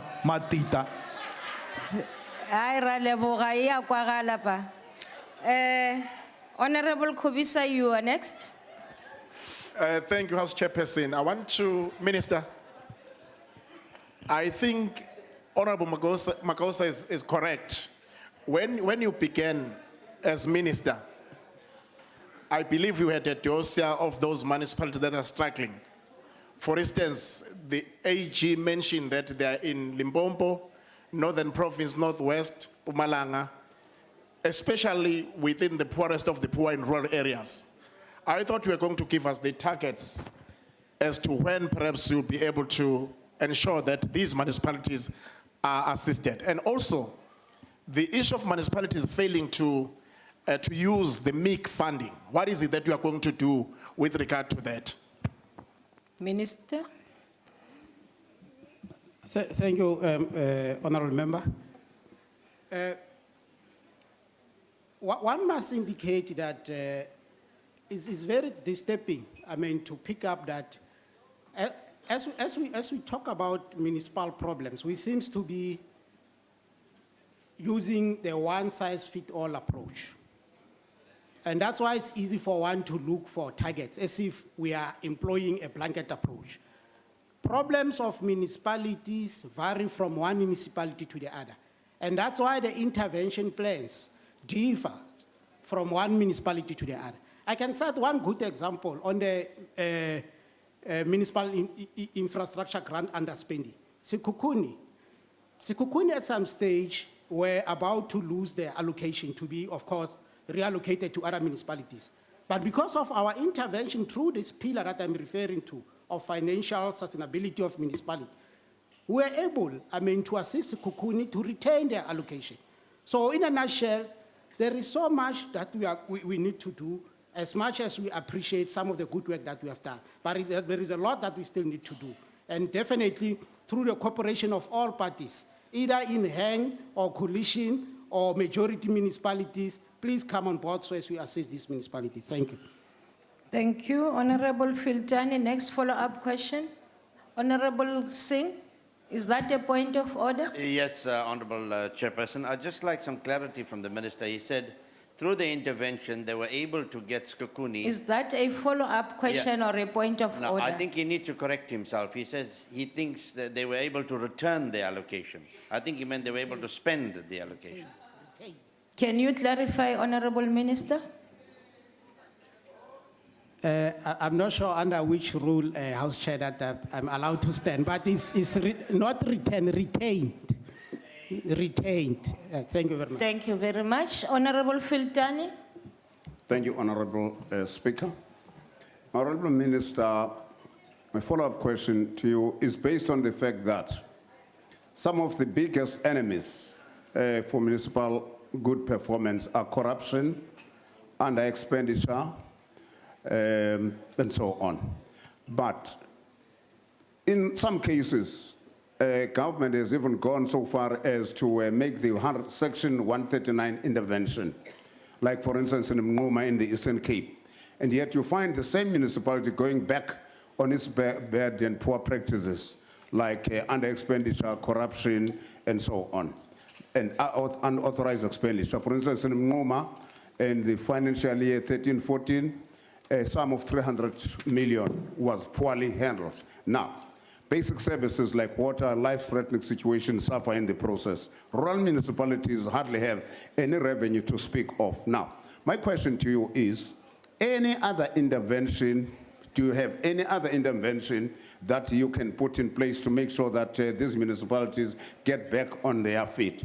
On top of the fact that national and provincial governments combined owe local government over 3.6 billion rands, are going to help them to recover that money from provincial and national government so that their revenue base is improved. What other interventions beyond Section 139 and so on? That's my question to you. Thank you. You had extra 30 minutes, honorable members. No, 30 seconds. That can happen. I'm now going to stop you. Let me just put it that way. Honorable Minister. Asha, I think I've succinctly responded to the intervention that we do on financial management of municipality. But I must take, because I think the member made the two follow-up questions. I must take the last portion where he's asking about what is it that is being done to assist municipalities to recoup monies owed to them. As reported in the House sometime last year, on the municipality, the municipal debt, the money owed by government departments, there has been a very, very close working relationship with the Department of Public Works, to follow up on departments that are owing municipality. And as a result, the debt that was owed, to municipality by this government department has been reduced by almost 20%. So there is a lot of work that is being done on that. But also, we continue to encourage municipalities through our pillar on financial viability to look into other viable revenue enhancement mechanisms that are in the market, because it's very, very clear that we still have a long way to go to deal with this culture of non-payment that is very, very prevalent in most of the households. Thank you. Thank you. The next question is question number 48, asked by Honorable Mudau to the Minister of Cooperative Governance and Traditional Affairs.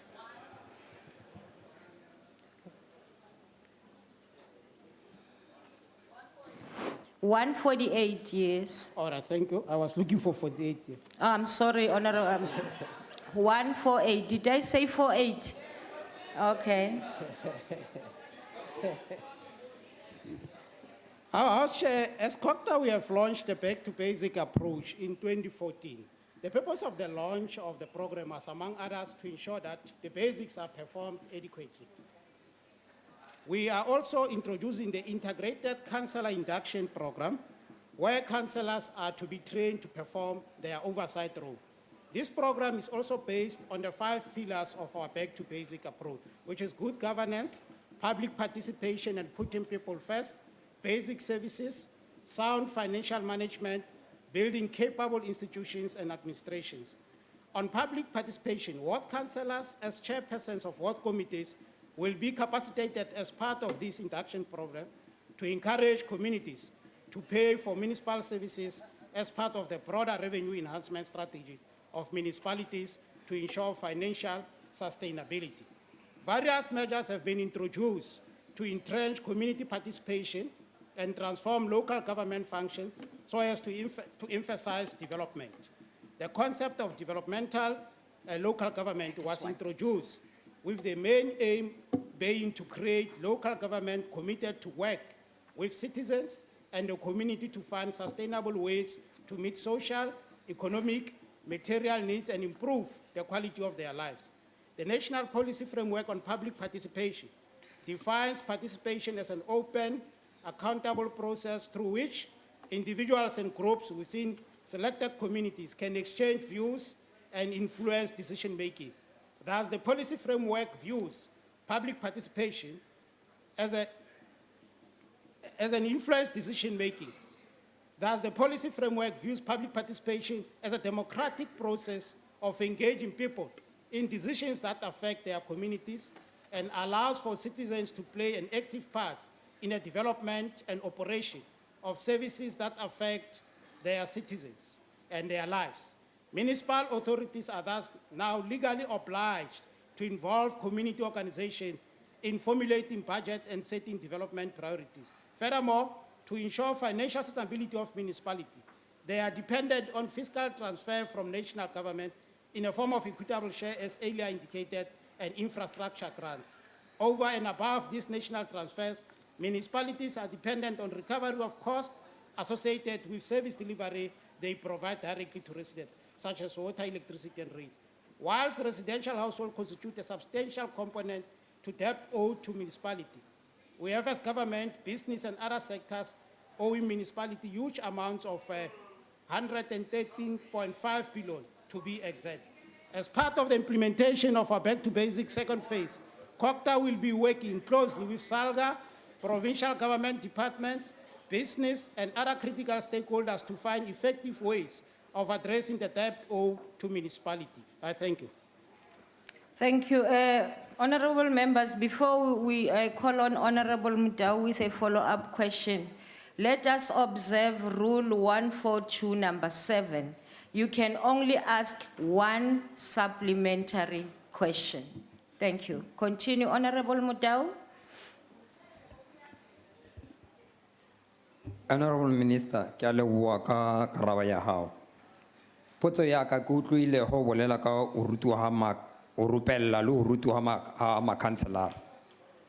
Potso e ke nang le yona minister ke hore ba rutiwa ba trainiwa mara ka mora ha mengwaga ha ona ko ba yang go teng. Ke batla go botsa hore thuto e ba rutiwang ka yona or training e ba kry-ang ho na le tswelopele e tla ba thusang hore ba kgone ho tswela pele ka yona na, gore ba ka kry-a mesebetsi ka yona na, ka gore go na le ho rutiwa fela ga ba kitso fela ya feletsa makhanselara ba na le kitso ka morago ra kry-a se nne se bua ke batho fela gore makhanselara ba tswa ba nako yang go teng. Ke a leboga.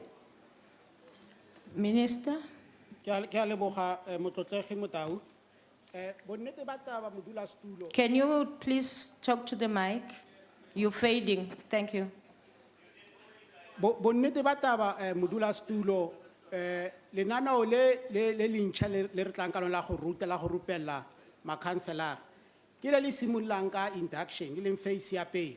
Tsholofelo ya rona re sebedisana mmogo le lefapha la DPSA, local government SETA le SALGA ke gore re kenye di-phase tse dingwe tse di tla netefatsang gore makhanselara a rona a trainiwa gore a be le di-qualifications tse e leng gore they are accredited.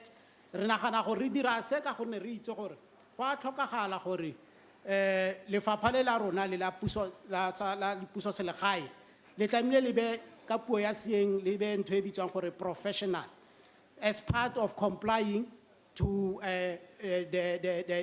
the provision of the National Development Plan, of ensuring that we develop capacitated local government system. So we really need to ensure that we train our councillors, so as at the end of the day, they can be professionals in the field that they are currently assigned to, that is the field of local government. Ke a leboha. Ke lebohela.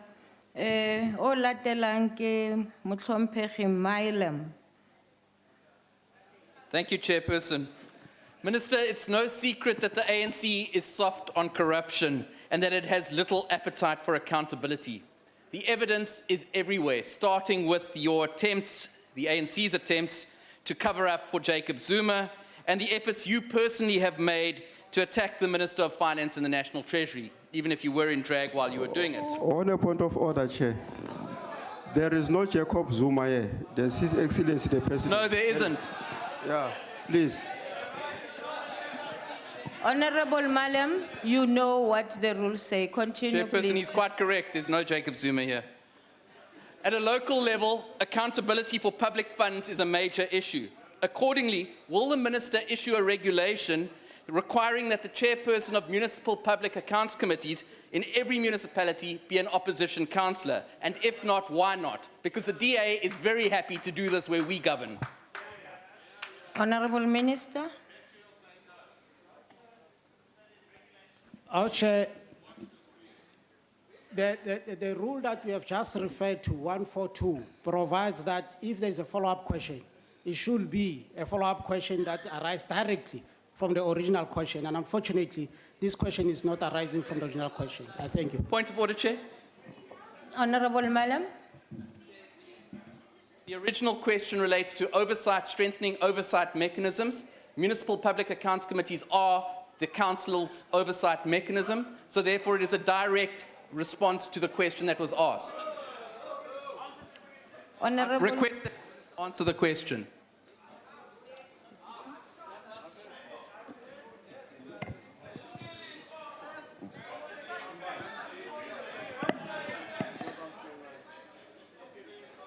Yes, Honorable Milam, you are correct in saying that, but the question, the follow-up question that you asked, they say it's a specific direct question which is not related. Point of order, House Chair. Sorry, you let Mr. Nzimande get away with this last week. I'm not going to let you get away with this one today. This question has a direct bearing on oversight in municipalities. One of the few mechanisms that councillors have to exercise oversight over the financial affairs of a municipality is a municipal public accounts committee. The question, the follow-up question, is directly linked to the original question, and I would ask you that you don't protect the minister and allow our MPs to do their jobs and make him do his. Unfortunately, I was advised on that response, but anyway, I'll go back to the minister. Do you still insist? If you insist it's a new question, I won't force you. But if you are, it's your prerogative to answer. Because of my passion to the rule of law, I mean, there are rules here. I think we shouldn't allow our own rules to be undermined. Thank you, Chair. Chairperson, I would like this matter and this particular question referred to the Rules Committee, and I would like a ruling on it, together with the one on Mr. Nzimande last week. You are letting ministers get off the hook in this House. It is unacceptable. Honorable Steenhuisen, before I continue, I said it's his prerogative. If it's a new answer. Thank you. The Rules Committee, it's taken that you will take it there. I hope we have ruled it is going to be taken to the Rules Committee for the dissatisfaction. Are you still on that one? Honorable Filtani? You'll make a ruling after you've heard my statement. Okay. Let's let the minister go. The weekend is over. Chair, if I can address you, just on the matter that Honourable Steenhuisen raised and requested a ruling from you, can I request that it includes whether or not ministers have a prerogative, their own prerogative, to decide which questions to answer and which not to answer? That can be included please, in that research, yes. House Chair, I would also like, for the purposes of Hansard, for you to make a ruling that the minister is not required to answer this question. You making a ruling that he doesn't have to answer it. I'd like it read into the hands. No, I didn't say You did. he must not answer. That's why what Honorable Waters says is that we must also put that into the questions that goes to the Rules Committee, and I agree. No, House Chair. I have to challenge in the Rules Committee your ruling on the matter. So I need you to formalise your ruling that you've left it up to the prerogative of the minister whether he wants to answer the question, which is in violation of Section 92. I think it is already in the Hansard, Honorable Steenhuisen. Well, I would like it recorded for the record then. No, it's in the Hansard, if you can always check. Thank you. It was Honorable Maliam. The next to ask a follow-up question is Honorable Shilembe.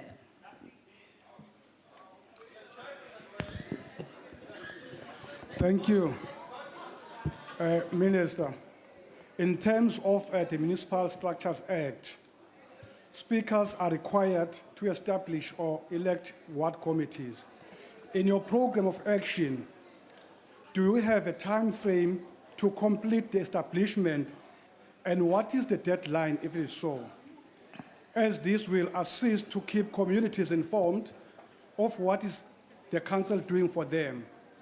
And this will also enhance the service delivery. Thank you. Honorable Minister.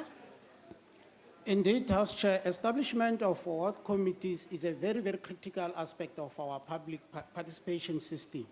Now, what is happening now as part of this induction program that councillors will be taken through, one of the modules there, it will be about how to establish these important structures.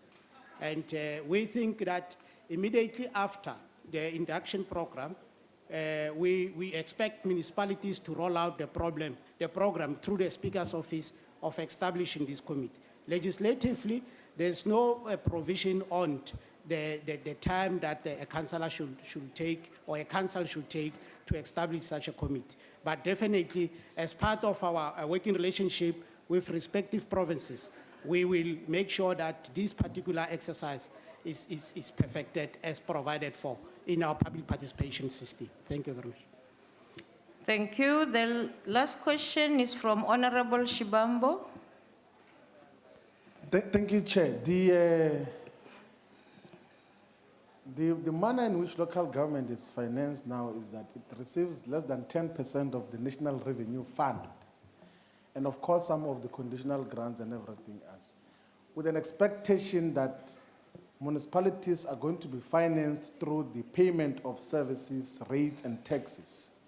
But in deep rural municipalities, such is not possible because there's no economy, there's no properly organized households, there is not a huge population that is in a position to pay rates, taxes, and for services. Isn't it time to rethink fundamentally the funding of local government and perhaps consider a notion that at least a minimum of 30% of the National Revenue Fund should be allocated to the local state so that it's able to deal with basic services and economic activation programs that will get as many people as possible participating in South African society? Because in the manner in which they are designed, municipalities are inherently incapable to deal with the critical developmental challenges. Thank you. Thank you. Honorable Minister. Our equitable share allocation, the latest version that was revised in 2011, if you look into it, it has a special component that deals with that particular challenge. But the result of the matter is that it's not enough. As you know, that resources are not in abundance. Now, the issue of sustainability of this municipality should not only be confined to grants and transfers from national government. I think one other important aspect that I think we should prioritize going forward in this sector is how do we assist municipalities to develop their economic base? Because without any economic activities in those municipalities, it's going to be very, very difficult to expect any revenue to be obviously created out of those situations. I fully agree with yourselves. There are such municipalities which are 99% dependent on transfers and grants, you know. So definitely, going forward, we'll have to be very, very innovative on how we assist these municipalities to be financially sustainable, but also to stand as institutions that are meant to render excellent service delivery to our people. Thank you very much. Thank you, Honorable Minister. The next question is question 150, asked by Honorable van der Merwe to the Minister of Women in the Presidency. Honorable Minister.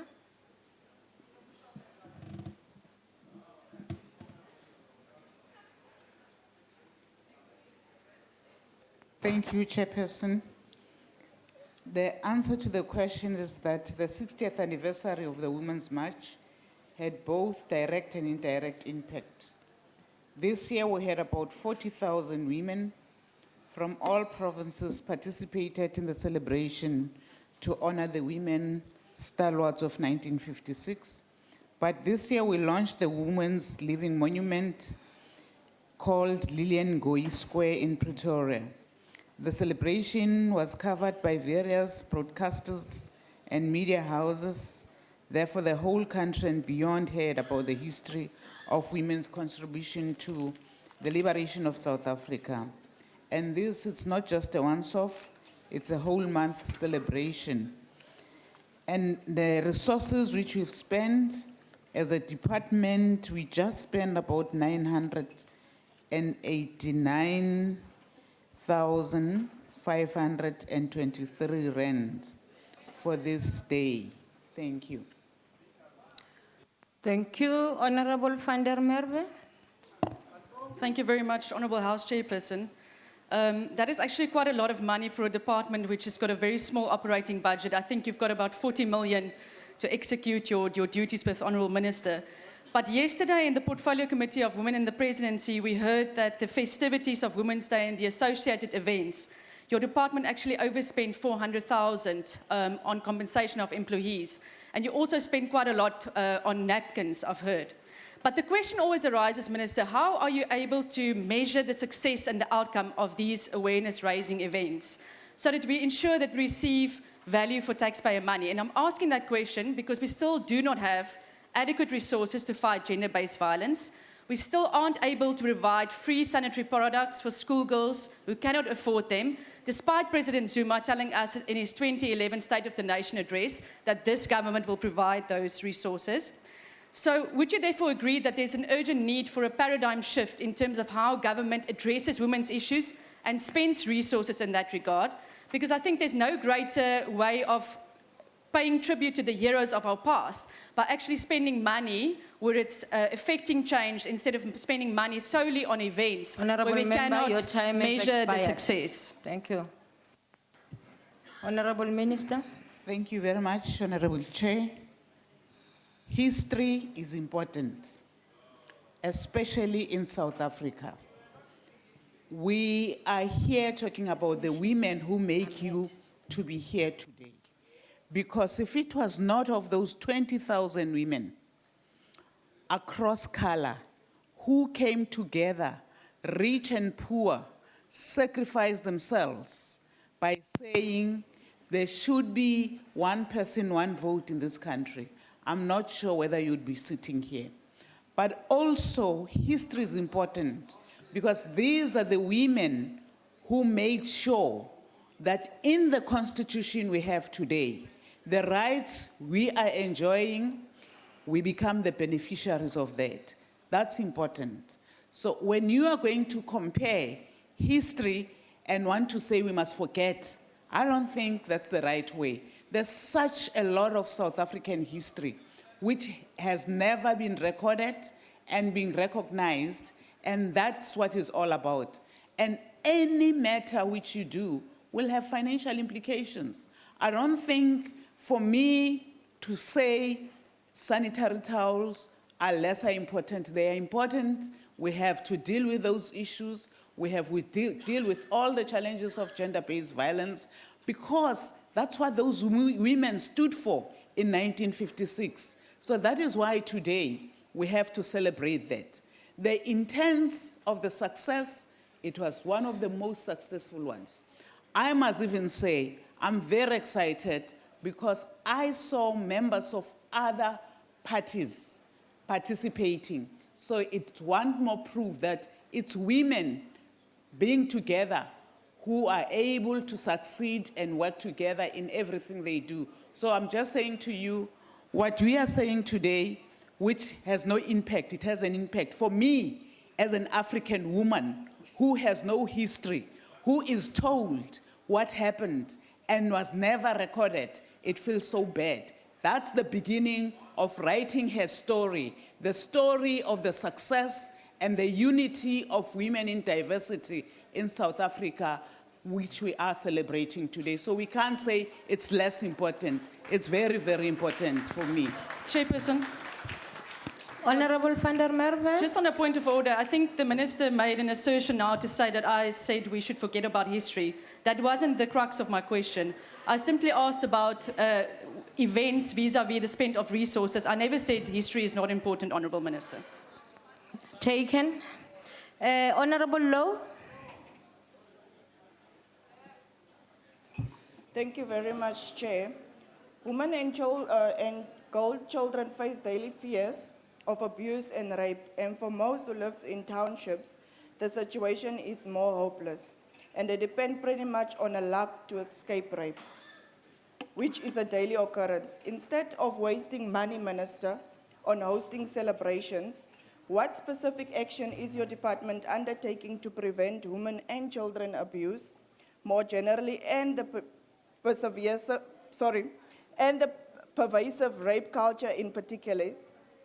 What sort of engagement have you had with the women who waged protests during local government election results, reminding Zuma of his alleged raping of Kwezi? Thank you. Honourable Minister. Honourable Chair, I need your guidance. The question asked now, it's the next question in which I'll have to answer. So the honourable member is confusing me because you're mixing this celebration and you're mixing with that. There is a question which relates to what you're asking me now. That's why I'm asking Chair to clarify, because if I respond now, that's it. Honourable Low.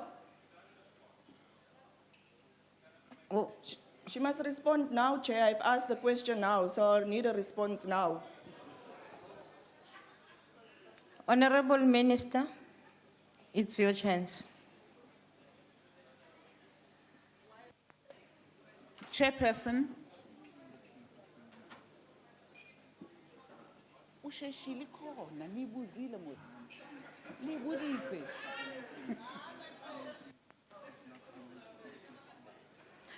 Honourable Minister, could you take your seat? Honourable Low, I am told that you can raise the same supplementary question because it's connected to the coming question. It's fine, Chairperson, but can I ask her another question?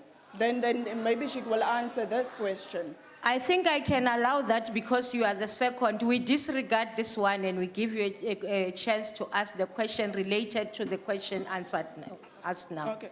Thank you, Chairperson. Minister, in the light of all of your celebrations during events and so forth, don't you think that money should be rather directed to programs that caters for the development of the child rather than to celebrating these events that you are that you spend more money on paying artists to come and dip at these events?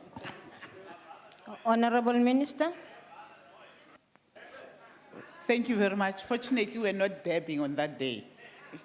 On the day of the celebration, it's very important, as I've indicated, it talks about our history, it teaches the young people, it makes sure to remember where they come from as young people, but also it's women coming together and recognizing the importance of what needs to be known and understood by our young children. And I must also say, this is one activity where we have many, many young women who attended. I've been part of this celebration, as far as I can remember. For the first time, we've seen an interest of young women participating. So it shows it's very, very relevant in education, but also in making sure that the history of women don't continue to be unrecognized. We are seeing right now, as we speak, various histories or her stories being told and trying to be captured in making sure that women are there. We play a role. Yourself here, one day, your history must not disappear because no one recognized that you were part of this house. You're making history, so be happy when it's celebrated. Thank you very much. Honorable Dlamini Dubazana is the follow-up question. Ngiyabonga sihlalo. Sibonge nakungqongqoshe. Ngqongqoshe ukhongolose ucela ukwazi ukuthi lolu hambo elonziwa ngomama bethu ngo1956 siyiningizimu neAfrika sizuzeni ngalolu hambo nalezi inkumbulo ezenziwayo iminyaka yonke. Ngiyabonga. Minister. Ngibonga kakhulu lunga ehloniphekile esikuzuzile siyiningizimu Afrika. Sibona lo suku lo mama selidingithwa yiningizimu Afrika yonke. We are seeing various sectors in our country, women being recognized, awards being given, but also a reflection of success by women who are in various sectors. Talking about what happened, we've seen the Minister of Technology recognizing scientists, women scientists, which was not the situation in the past.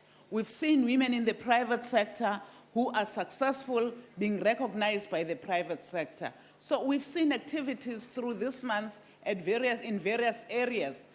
2 days ago, we've seen women who are researchers, professors, black professors, who were addressing the issue of my hair and having to relax and stretch my hair by saying, what kind of nature am I, or why should I have this short hair?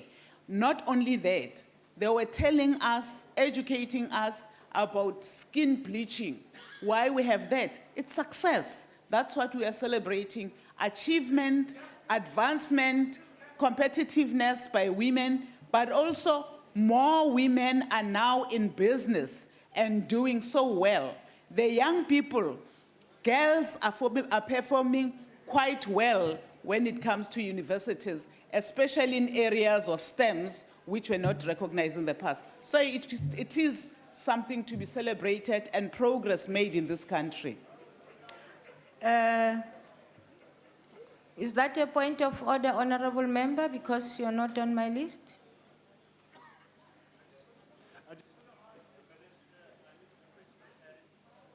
Clarity on what she has said. Yes. Okay. I'm asking if she is saying that to bleach one's skin and to straighten one's hair is something to be celebrated. Oh, you didn't get her clearly. No, I think she can do that. Minister, you can clarify. Because if it is, it's disgusting, to say the least. No, you know where you start here. This is natural. I will never encourage anyone. And I say thank to my mother who made sure I don't straighten my hair using relaxers. 2, I thank my mother who, when I was trying to bleach my face using Super Rose, took that Super Rose and throw it away and say, my child, you're very beautiful as you look, and I thank her for that. Thank you. I think it was clarified. Ma'am Mutlomperi Robinson. Point of order, Madam Chair. Madam Chair. Oh, Mhlonishwa Chauke. Yes. No, thank you very much. I thought it's important that the minister should explain what is Super Rose. Phuma lapho. Ma'am Mutlomperi Robinson. Honorable Chair, I want clarity. Because there seems to be a confusion. Should we agree, Minister, that there is absolutely nothing wrong with women who want to straighten their hair and who want to bleach. It's their choice. And no one should bestow on himself or herself a right to judge those women who decide what to do with their beauty. No one has got that right. I think, Honorable Minister, I think this one needs a debate, but I won't. I can allow you to respond. Yes. Okay. Mama Robinson. Honourable Minister, I agree with you that history is very important. Order, honourable members. Can we allow Ms. Robinson to be heard? I agree that celebrating history is very important. We need to know where we come from. But what I am questioning is the way in which it was celebrated and the amount of money that was spent on it in something that was ephemeral, it was transient. I believe that there were many speeches made, lots of platitudes, and I really was disgusted and disappointed that the Honourable President and the Deputy President slept through some of this. How can that be an honour to our past? But I would like to suggest that we could do something that is more permanent. What about something like setting up a trust fund to help young women to be educated, to have something that is going to be permanent and ongoing, not just money that is going to be wasted on singing and dancing? There's a way of linking the various actions so that we can truly celebrate the history, but giving younger women and others the opportunity to advance. An institute of education. What about shelters? What about more Tutuzela centers? What do we do for those people? Your time is long over, Honorable Robinson. Thank you. Thank you, Chairperson. Once more, I want to say history is important and we'll have to record it. Like we have Voortrekker Monument, which is celebrated all the time and money is spent for that. We want the celebration of women to be remembered. The points you're raising in the various budgets, those issues are being taken care of. If you look at the budget of social development, when you talk about shelters, it's there. Me and you, coming from the same portfolio committee, the issue of Tutuzela Center, we know, we're talking about it and we're saying, how best do we improve that? We cannot continue crying and not celebrating achievement when we cry all the time. So let's not conflate the two. When we are happy, when we celebrate, when we recognize leaders of our country, it's very, very important. So I agree with you, issues you're raising are so relevant, but don't mix the issue of celebration to what, and then you want to say it's something like frivolous or something which was less important. It's very, very important. If you ask my child about the history of Shaga, my child don't know because it was never recorded. If you ask about the history of Mantsupa, my child will never know Mantsupa because it was never recorded. If you ask about Queen Mujaji, about the history, where they come from, why they are there.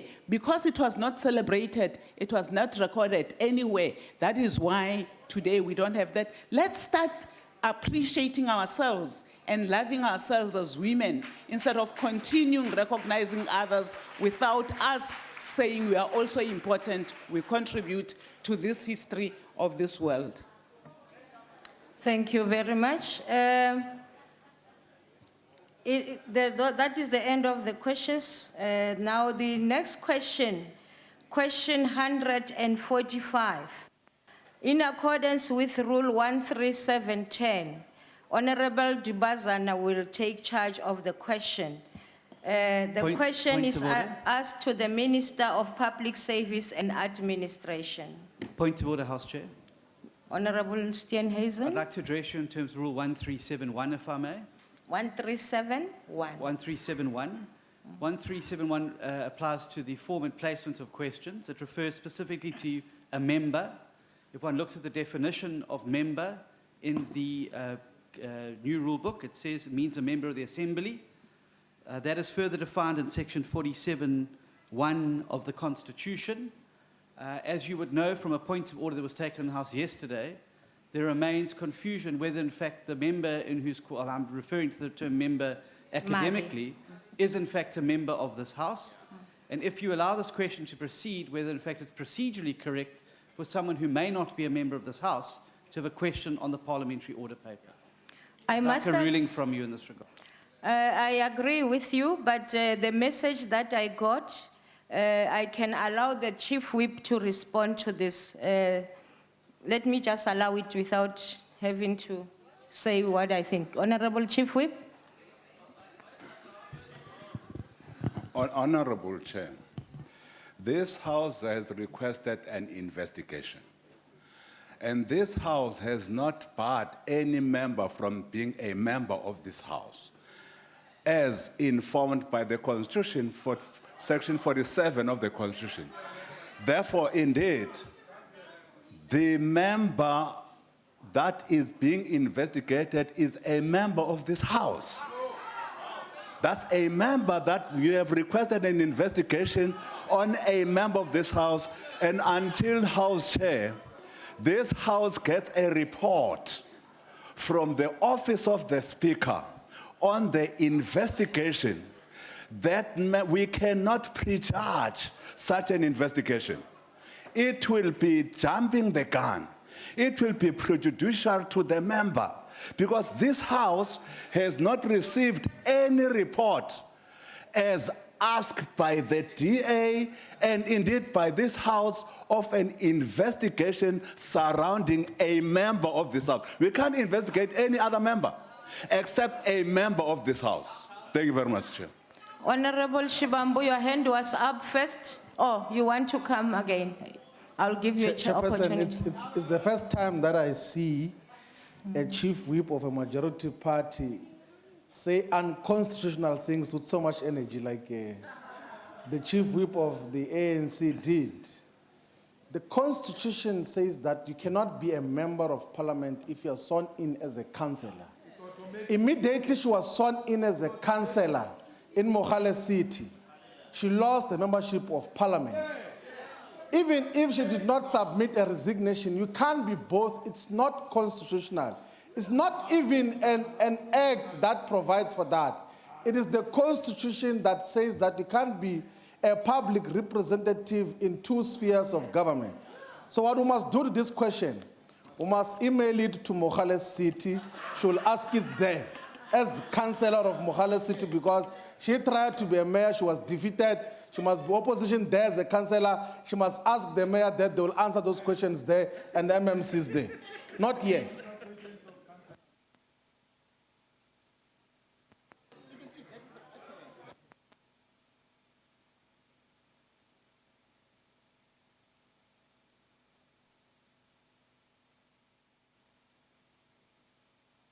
Honorable Steenhuisen. House Chairperson, thank you very much. And thank you, Chief Whip, for your attempt to, and I respect that you have to try and defend your members. But we also have a duty in terms of this House to defend the Constitution. So Section 47(1)(b) is very clear. Every citizen who is qualified to vote for the National Assembly is eligible to be a member of the Assembly except, and I jump now to B, permanent delegates to the National Council of Provinces or members of a provincial legislature or a municipal council. The Constitution prohibits dual membership. The point is the Honourable Mabe was sworn in as a councillor in Mogale City. She accepted nomination to be a mayor in that city. That was seconded by that city. She therefore tacitly resigned from this House when she accepted and raised her hand to be sworn in as a member of the Mogale City Council. Now, I know that the table advice is probably that you defer this question, but I think there's a more fundamental question. That's whether a non-member of this House can, in fact, have a question on the order paper. And I would ask you for a ruling in this matter. So we can investigate all we like, but the truth of the matter is that Councillor Mabe has no right to have a question on the order paper today. Honorable Malema, I'll come to you, Chief Whip. I've not recognized you. Honorable Chair, the investigation is not about whether this person did not accept the membership of a council. The investigation is about whether there was fraud committed. That's what we're investigating, and the EFF has even opened a case to that effect. Now, it is agreed here, there's no one here who's disputing that she was sworn in as a councillor, she even stood as a mayor and lost. It's not in dispute. And immediately when she accepted that, Honorable Jackson Mthembu, then she lost the membership of this house, according to the Constitution. So this question must fall. And then we go to the next question, because we can't be entertaining the question of non-members yet. Questions will be asked by members. If you want us to entertain questions of councillors, that's unacceptable. So we are asking that we leave this question, and then the investigation must go on. What we're debating now is the question here, which has got nothing to do with the investigation. The investigation must go on, this question must fall, and then we go to the next question. Chief Whip. Chair, we need to be very procedural.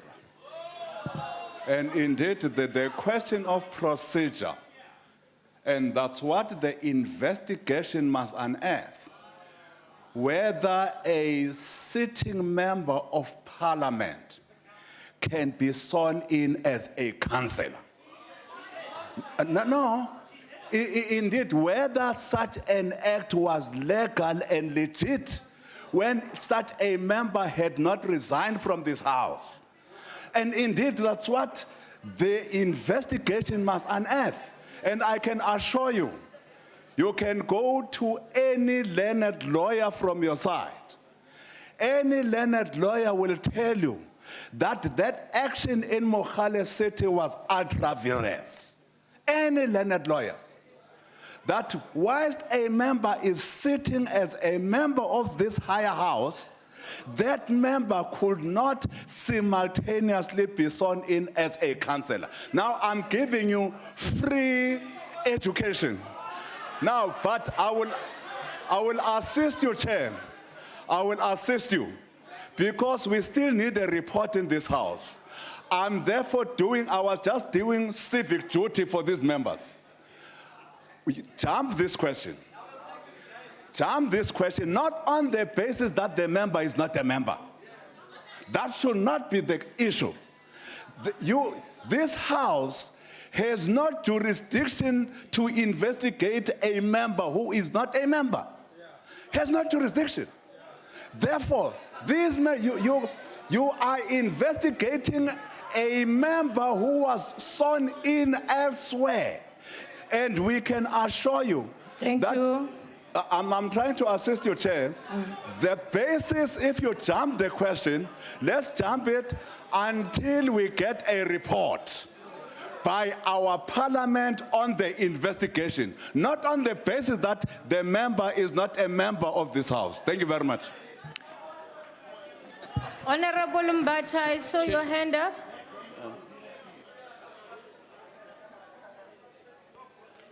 Chair, with due respect to Honorable Mthembu, we can't even hear what you are saying, because exactly on your tone and understanding of the set of events, you yourself are confused. Take the instruction and the recommendation from the opposition chief whip. Otherwise, what you are saying has nothing to do with what we have asked. Honorable Mokoena? No, don't worry. Thank you, Chair. Contrary to what the Honorable Mthembu is saying, the Constitution is very clear, because in 47(3) it says a member ceases to be a member of parliament and if he or she is not eligible. And that eligibility is then described in 47(1)(a) and (b).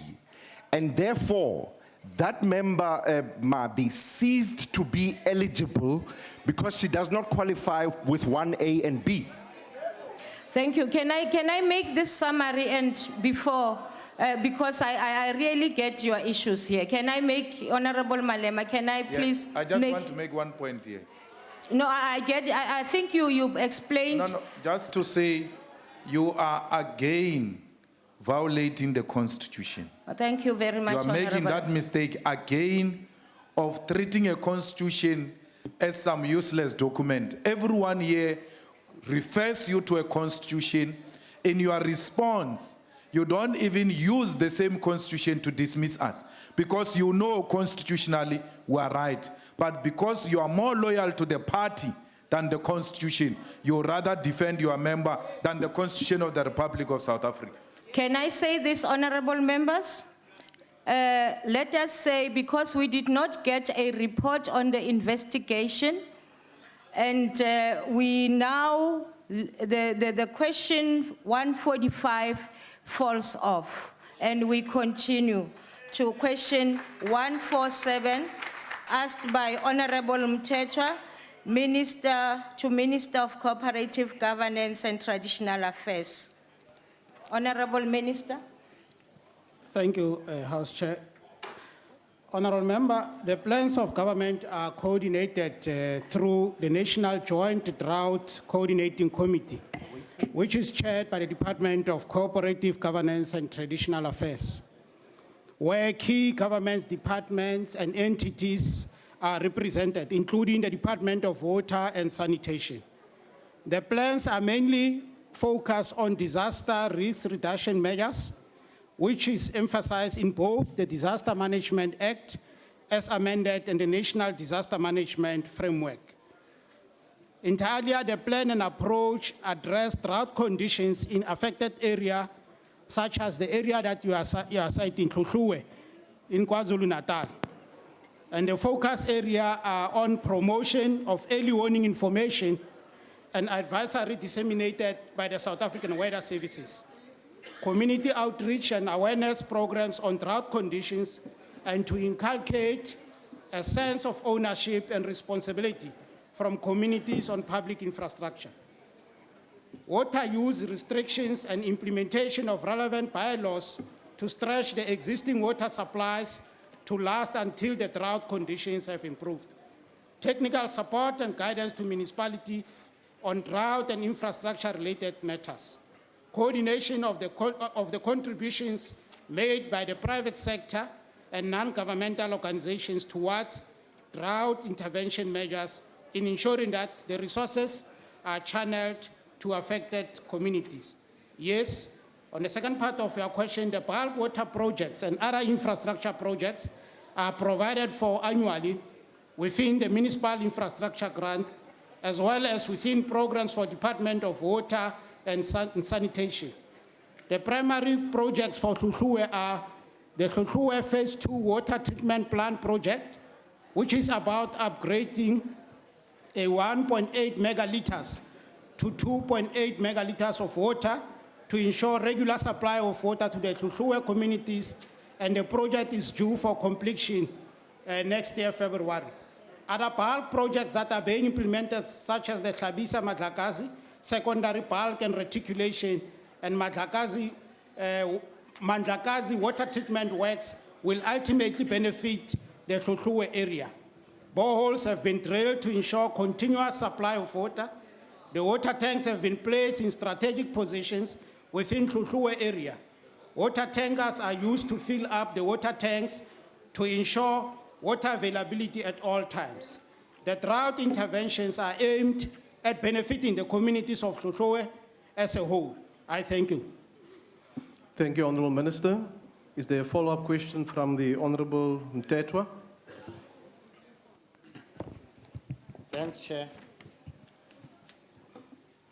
Since some of the scheme, Minister, we asked ukuthi asange basebenzi. Ikhona yini indlela leningayenza ukuthi kusizakale abantu baseHluhluwe, ikakhulu umkhanya kude wonke uhlanganisa noDumbe, iFryhead, Baqulusi. Mhlambe Minister nizame nendlela zemaJojo tank ukuze abantu kube nendlela yokuharvesta emanzi. Yabo. The Honourable Minister. Ngiyabonga ilungelo elihloniphekile. Yes, indeed, we do have what we term short-term measures, as well as medium-term and long-term measures to deal with this issue of drought, or maybe drought management. And inter alia, among the short-term measures, we encourage water harvesting through these green tanks, but also water harvesting through proper methods of irrigation. So definitely, this is one area that we are considering. Thank you very much. The next follow-up question is to be asked by the Honourable van der Westhuizen. Does you request a follow-up question, Honourable Member? That was on the question by Honourable Mabe that was then skipped, Chair. Okay. May I ask then to the table in front just to clear the previous request for follow-up questions, and then ask members to indicate by hand while they're doing that if you want a follow-up question. Yes, Honourable Member. Thank you, Chair. Minister, several smaller municipalities are struggling to operate and maintain service infrastructure in a cost-effective and a sustainable manner. The end result is predictable. It's the rapid deterioration of assets followed by catastrophic component failure and regular and prolonged disruption in service delivery. This makes the problem of water provision more acute in rural municipalities. What are you doing to ensure that municipalities are able to establish internal capacity to deal with the maintaining of water infrastructure instead of relying on private service providers? Thank you very much. The Honourable Minister. Yes, indeed, Member, you are correct. One of the key problems that we have identified, of course, through this model of municipal infrastructure grant is the provision within the allocation for maintenance. That's why there is some amount that is set aside specifically in those allocations of MIG, which is a new intervention. But also, as COCTA, we have established an agency called Municipal Infrastructure Service Agency. This agency, among other things, its work is to assist municipality to develop technical capacity. That has to do mainly with the problem that you have cited. And we think so far the intervention of this agency has assisted a lot in terms of rolling out, the implementation of some of these CAPEX projects, but also have assisted in developing technical capacity that is required, more especially around your engineering area, required to undertake some of these major infrastructure projects. Thank you very much. The Honourable Milam. Thank you, Chairperson. Minister, given that more than 79 towns, villages and rural areas in KwaZulu-Natal are severely affected by drought conditions, and that according to a ministerial response earlier this year, no less than 8 dams in that province are completely dry, including the Hlui Dam, when, Minister, and I'm going to ask this question that has been asked time and time again, when are you going to declare this drought a national disaster, and what steps will you take to implement an immediate drought relief program nationally? The Honourable Minister. Once more, let me provide the same response that I've provided to you on this matter. Before we declare a national disaster, you know that we look into the provision of resources within the budget of respective provinces, as encouraged, through our disaster management plan nationally. So it's still too early for us, to be hoping for declare of a national drought. But also economically, you know very well, Honourable Member, the devastating effect of making such a declaration. So unfortunately, we are not at a stage where we can declare a national state of disaster. We think the resources that we have can still be optimally utilized to deal with the problem that is facing our country. The Honourable Schlengwa. Thank you very much, Honourable Chair. Honourable Minister, let's go back to Mkanyagud. These pipes here have been lying fallow in a field for over 3 years, supposed to provide water in Hlulwe, Jozini, and the greater Mkanyagud area. The greatest irony is that the municipality paid a service provider, and the service provider is none other than the husband of the MEC of COCTA and KwaZulu-Natal. No, Mr. Dube Ngube, that's a husband who was given a tender for this water project. And people continue not to have water. The municipality is not constituted because the ANC is playing games, not wanting to get in there. Yesterday you gave an elaborate response, which was way off the mark what I had asked. The question is, when are you going to take seriously the issue of water in Umkhanyagude because there's Josini Dam there, the biggest dam ever. But the people can't access the water because the rights of Thank that you, Honourable Member. are owned by Charles Senegal, and people are living next to water without water. Honourable Member, Where your is the time for the seriousness in follow-up this question is regard? now expired. The Honourable Minister. Thank you, Honourable Member. As indicated yesterday, the issue of Josina Mkanyakude is enjoying our attention, and already there is a provision in our MIG funding to attend to that problem. Now, you are bringing another interesting angle. I will encourage you that you should do a submission immediately after this sitting on that serious allegation that you have just made about the MEC of KZN. Thank you very much. Honourable Chairperson. Why are you rising, Honourable Member? Chair, that information is with the Minister's office. We were with them on the oversight visit. Can I you don't know what other report is needed. Thank you, Honourable Member. Can you just follow it up with the Minister, please? That's the end of question 147. I now move on to question 160, asked by the Honourable Mylan to the Minister of Cooperative Governance and Traditional Affairs. The Honourable Minister.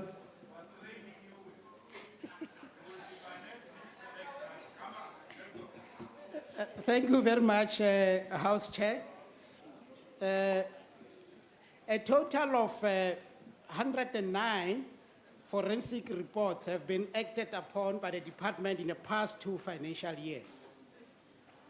And I must indicate that 11 forensic reports were referred to the Special Investigating Unit for further assessment to determine if the cases met the requirements to be investigated under the presidential proclamation. 18 forensic reports were referred to the Asset Forfeiture Unit to determine if there is asset forfeiture potential. 23 forensic reports were referred to the DPCI for further investigation, and 57 forensic reports have been referred back to MEC's request in progress regarding the implementation as emerging from those recommendations. I thank you, Chair. Is there a follow-up from the Honourable Mylan? Thank you, Chairperson. Minister, it is more than 5 years since the Ernst & Young report in Buffalo City into more than 1 billion rand of irregular, unauthorized, fruitless and wasteful expenditure first saw the light of day.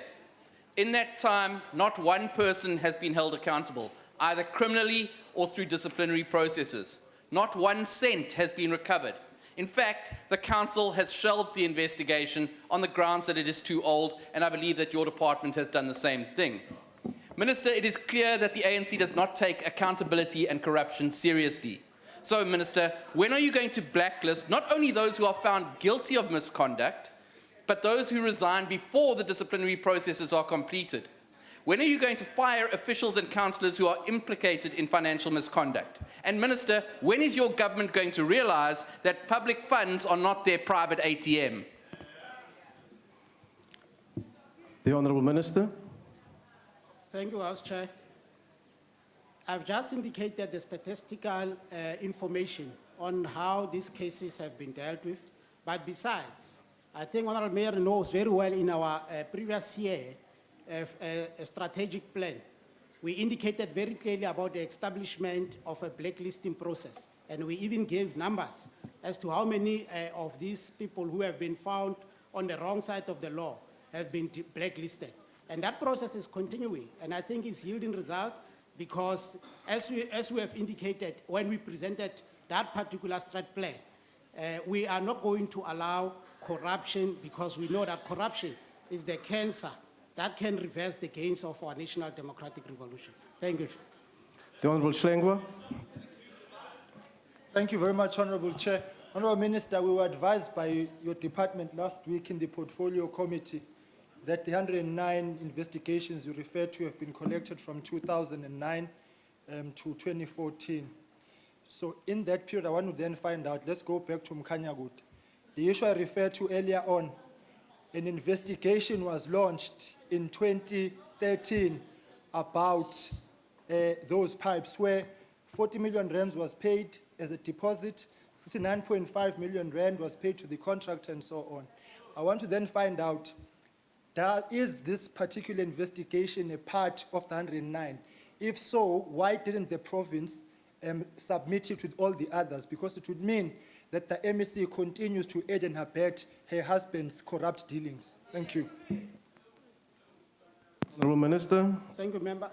Of the 109 that you are referring to cases, at least 19 are from KZN. Now, because I was not aware that you'll ask the details, could I please provide the details at an appropriate time beyond this city? Thank you. The Honourable Schlengwe, and my apology, I inadvertently missed your hand, Honourable Member. Honorable Hlophe, House Chair, not Hlengwe. Minister, in 2014, the KwaZulu-Natal Department of Cooperative Governance and Traditional Affairs, COGTA, has tabled a wide-ranging forensic report on corruption, fraud, nepotism, and staff victimization at the Jozini municipality. As a result of this deliberate act of misconduct, the municipality lost to corruption about 92 million. Those responsible for that corruption are now fighting to prevent the opposition parties from taking over the municipalities after the ANC lost it in the recent local government elections. Now the question is, the ANC dispenses patronage through municipalities. Seeing you that you have now projected yourself as a defender-in-chief of the mainstay of corruption from Gand, should we trust you to deal with municipalities such as Jozini municipality, which was corrupted by the ANC? If yes, what have you done in that municipality specifically to get rid of corruption? Honourable Minister. In the previous municipal council, the municipal council that just, which period ended after the elections, the recent local government elections, we invoked the provision of Section 139 in Jozini, and we were working towards, of course, establishing a new entity there, because truly speaking, Jozini is one of those municipalities that are classified as dysfunctional. So we were in the process of course, assisting that municipality to come up to ground and do its normal operations. And we will continue to monitor the establishment of this new municipality in Jozini. Thank you. The Honourable Maluleke.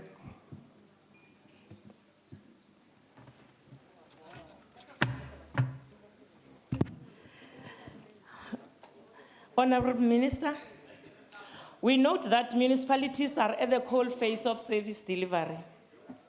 Can you appraise this august House how your department is supporting municipalities with financial control measures to ensure that compliance with MFMA is adhered to?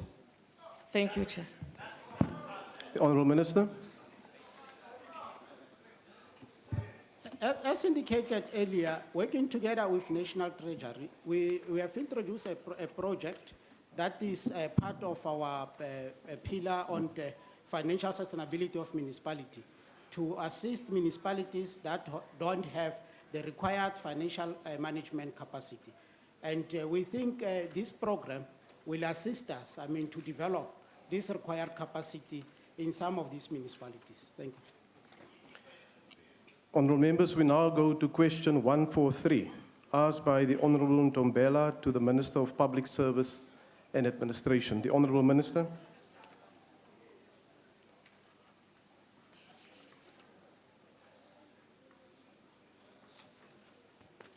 Thank you, House Chair. To enforce laws prohibiting unethical conduct in the public service, my department instituted the following interventions.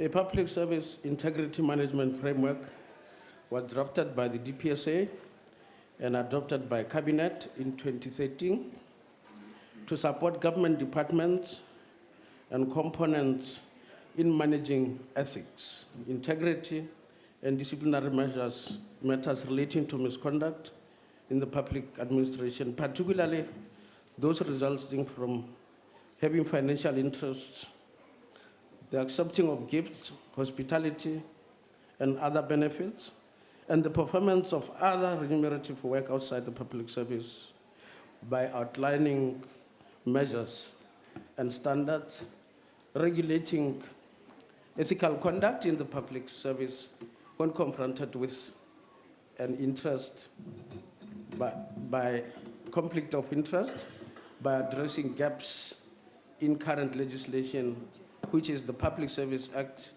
and Public Service Regulations, and through establishing ethics infrastructure, notably ethics officers, ethics champions, and ethics committees. This framework was integrated into the Public Service Regulations in 2016. We do not have statistics of people suspended on the allegations of corruption in 2015-2016. I undertake to come back to the House on that one. And, however, information that we have received from the Public Service Commission has indicated that as of that period, cases of suspension and corruption have been finalized, which were 10 in number. And we are hoping to get further information on these issues. Thank you. The Honourable Ntombela. Thank you, House Chair. Minister, given the mammoth task to ensure the corruption is completely eradicated, how does your ministry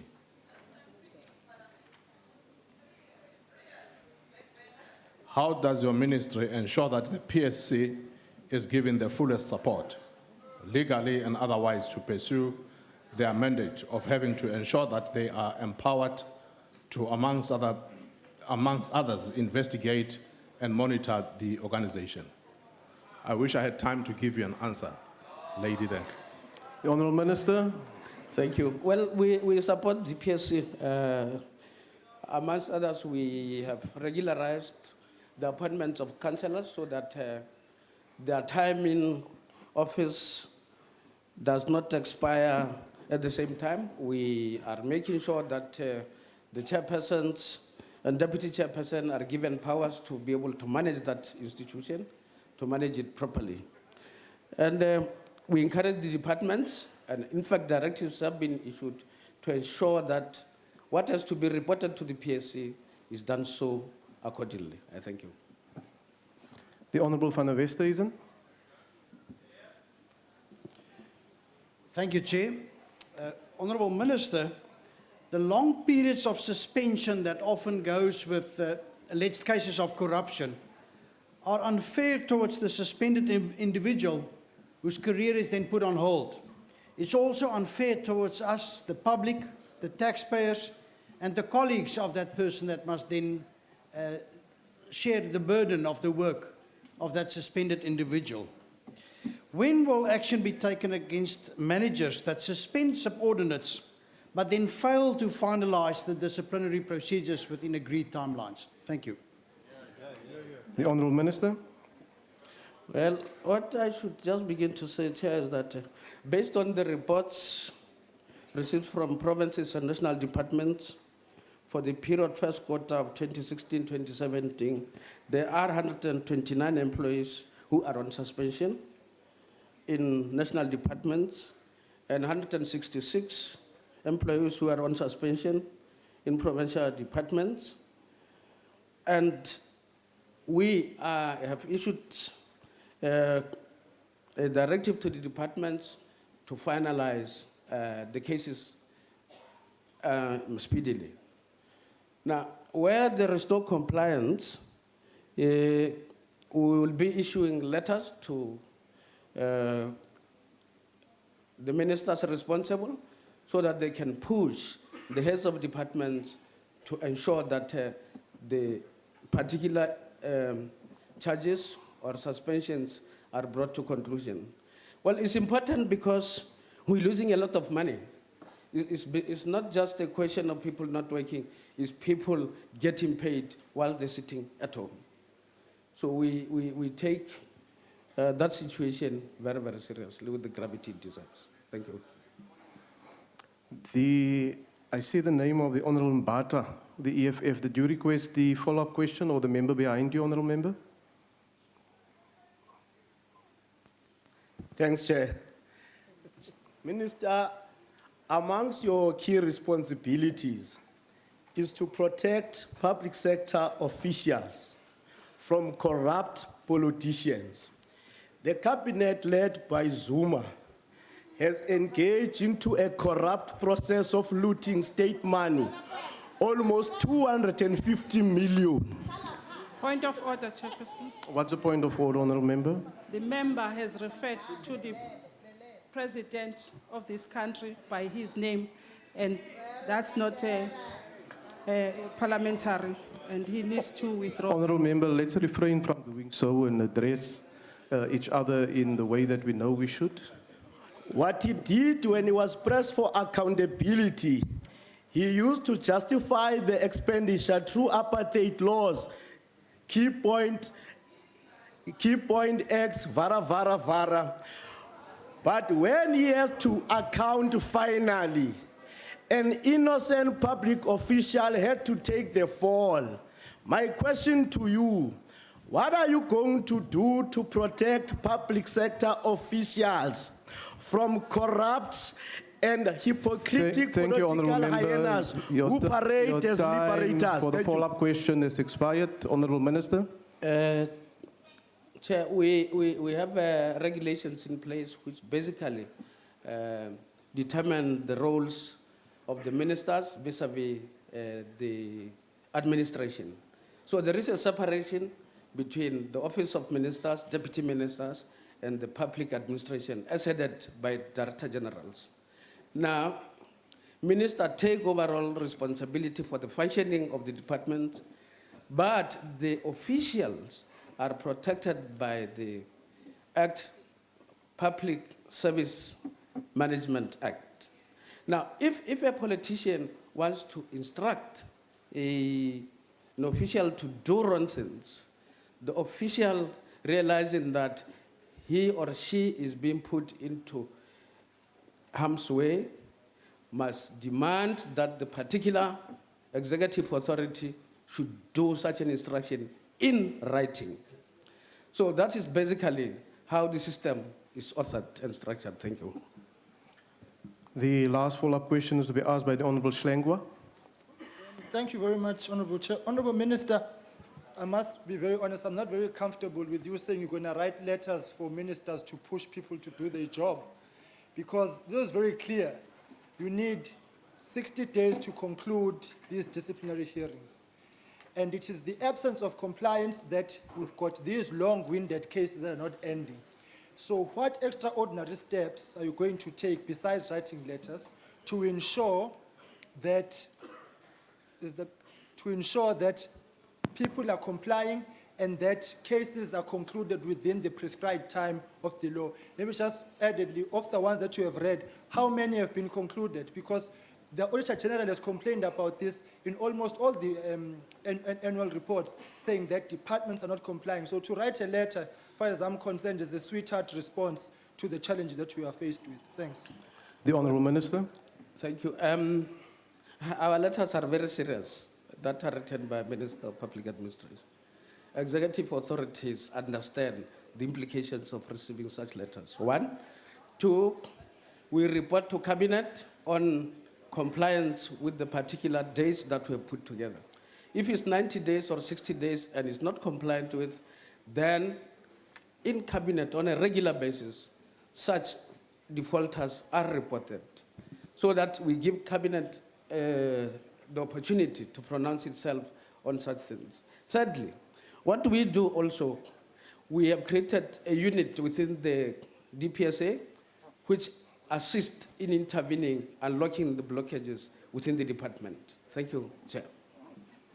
Honourable members, the time set aside for questions for today has expired. We will now take the questions that stood over from last week, Wednesday the 24th of August. An additional 30 minutes has been allocated for these questions. And question number 137 that has been asked by the Honourable Abrams to the Minister of Social Development is now in front of the House to be responded to. The Honourable Minister.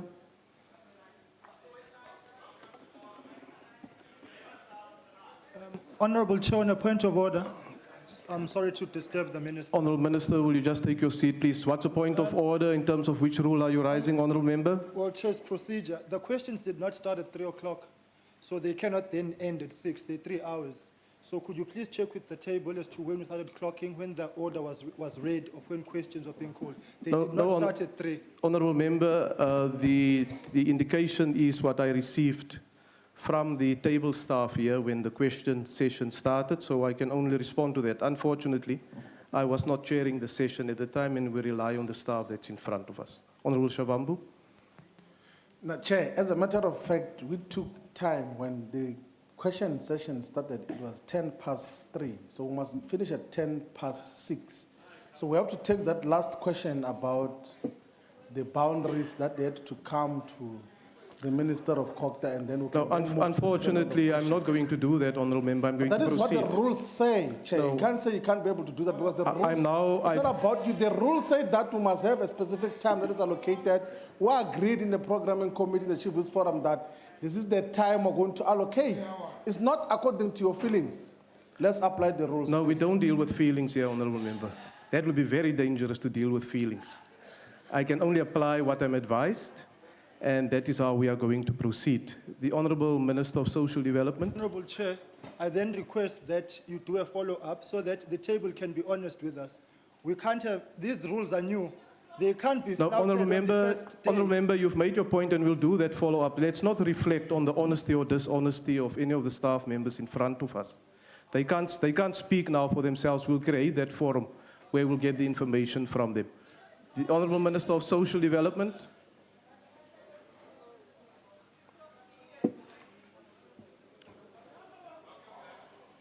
Thank you, Chairperson.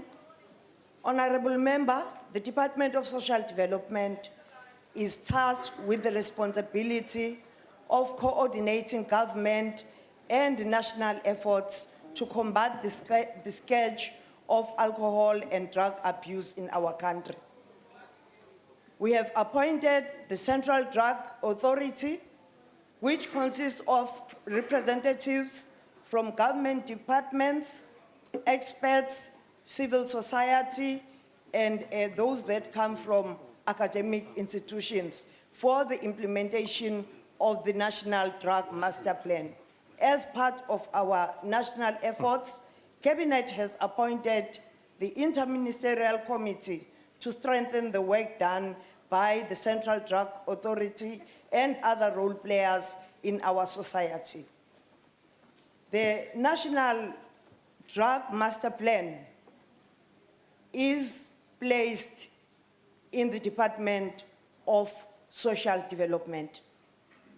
And therefore, the department deals with the national program as well as the departmental program.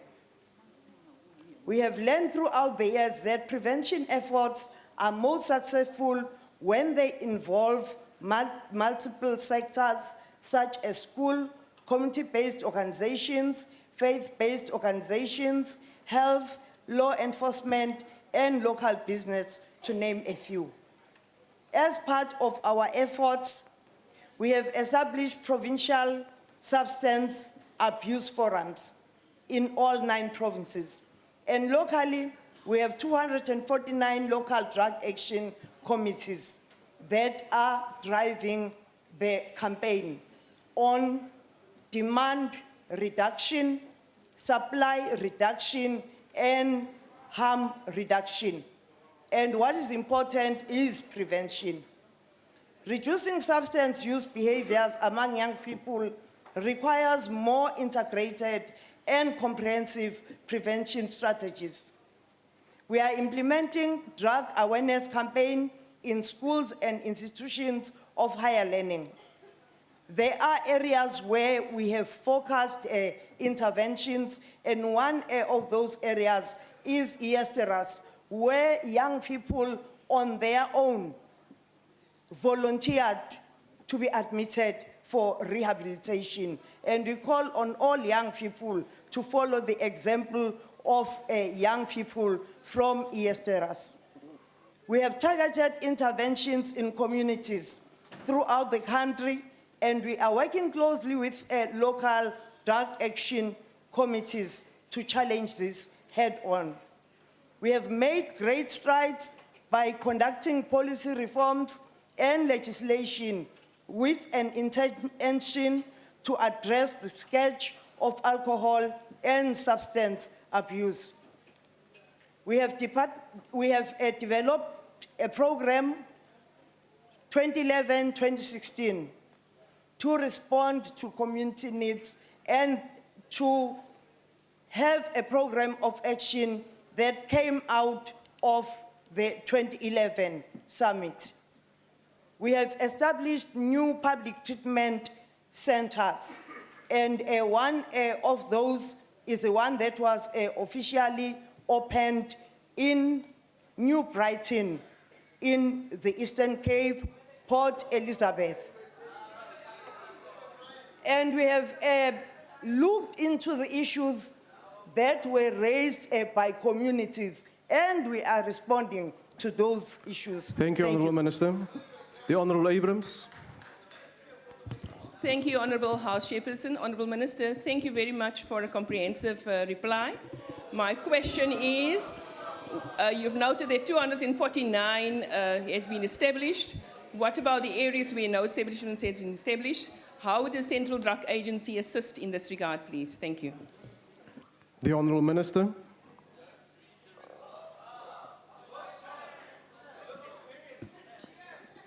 The Central Drug Action Committee mobilizes communities to form their own committees because we want a commitment from communities, and we want to ensure that by the end of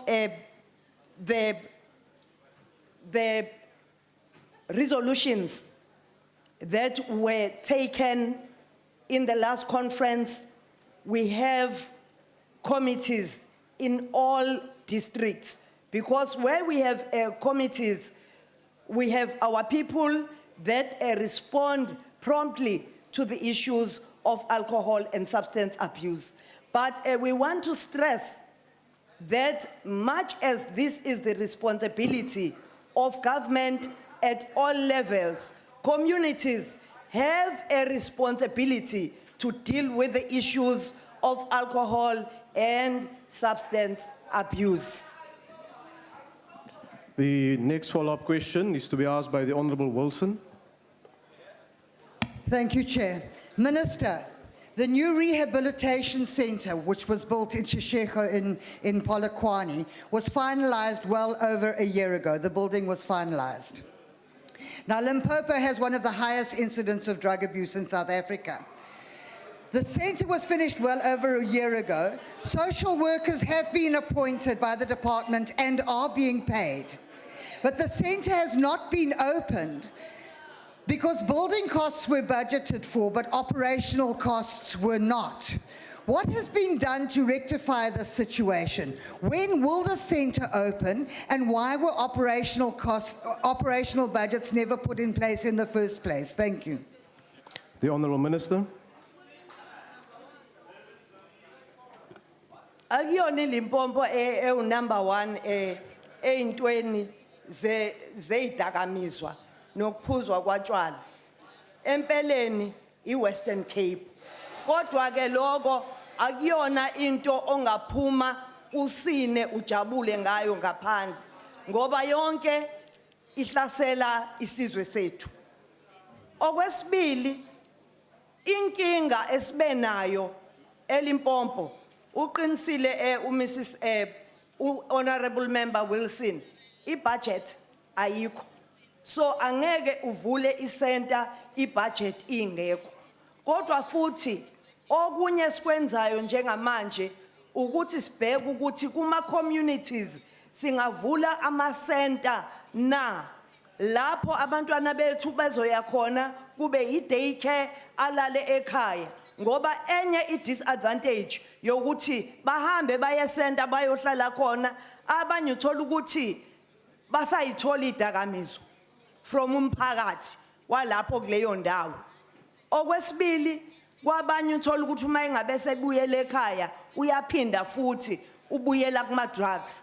And sithemba ukuthi ama-communities angaba ne-role or angabamba iqhaza elikhulu ukuthi umuntu mangabe ekulolu hlelo akwazi ukuthi asekelwe naye akwazi ukuthi ayibambe aze abe kahle. Point of order, Chair. What is a point of order, honourable member? The question is that this building that was completed 18 months ago has still not opened. It is desperately needed. When will we have access to this in-house rehabilitation centre? Thank you, honourable member. Honourable member, you must keep in mind that your follow-up question is very specific to a specific building. The minister dealt with the broad emphasis that was in the question and also to the province under discussion. I listened very carefully to it. What I suggest you do is to ask the specifics about that building in another question to the Honourable Minister so that she can respond to it. The next follow-up question is to be asked by the Honourable Mente. Enkosi, Chairperson. Mama we social development. Njengoba sowutshilo uba ninengxaki yemali. Kodwa ikhona indlela esinganceda ngayo abantu aba-addicted. Uyasebenzisana na no Minister of Sports ukwenzela kubekho ii-activities zokugcina abantwana bebhizi bangayeziyobisini.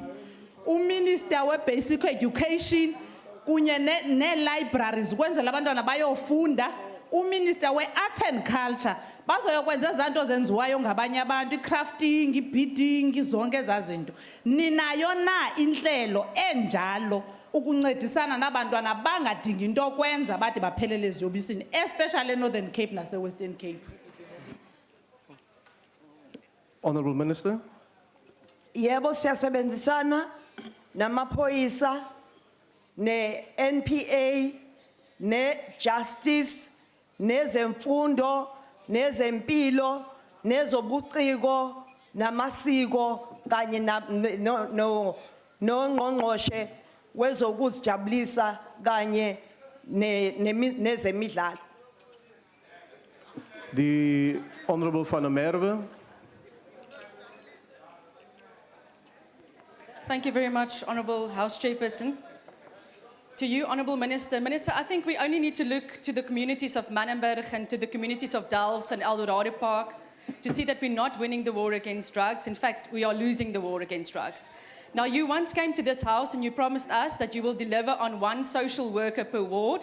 And I think social workers where you don't have treatment centres are very important in terms of intervention. Treasury has said no to you for more social workers. When will you deliver on 1 social worker per ward promise? The Honourable Minister. Ngiyavuma ngangishilo. Kodwa inkinga esibhekene nayo njengamanje ukuthi ezomnotho azimile kahle, and enye yezinto ezithole inkinga inhlelo hayi phela ukuqashwa kwama-social worker, inhlelo eyibhekene kakhulu nemphakathi ekufanele ibheke ukuthi imiphakathi iyakheka khona izokwazi ukuthi iqine. So siyavuma sasikade sithembisile ukuthi sokwenza lokho, and kuzo zonke lezi ndawo zakoManenberg nakuphi angeke ngikhulume ngalapho ngoba ibudget yakhona fanele uyibheke nje ukuthi iya ngapho kokuqala isiza obani, and then emva kwaloko ke usungakhuluma. Ezinye ifundazwe ziyazama kodwa ngifuna ukuqamba amanga ngishaye ngathi lulula uhlelo lolu alukho lula.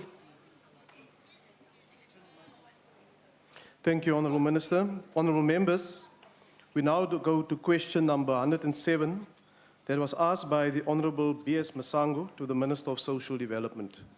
Question 107. The Honourable Minister. Honourable Member, as we stated in our reply to a similar question from Honourable Wilson, our aim is to run the payment system internally as stipulated in the SASSA Act. In line with recommendations of the Ministerial Committee on Future Payment System or Model, we have established work streams to develop a framework and critical steps required for the execution of this mandate.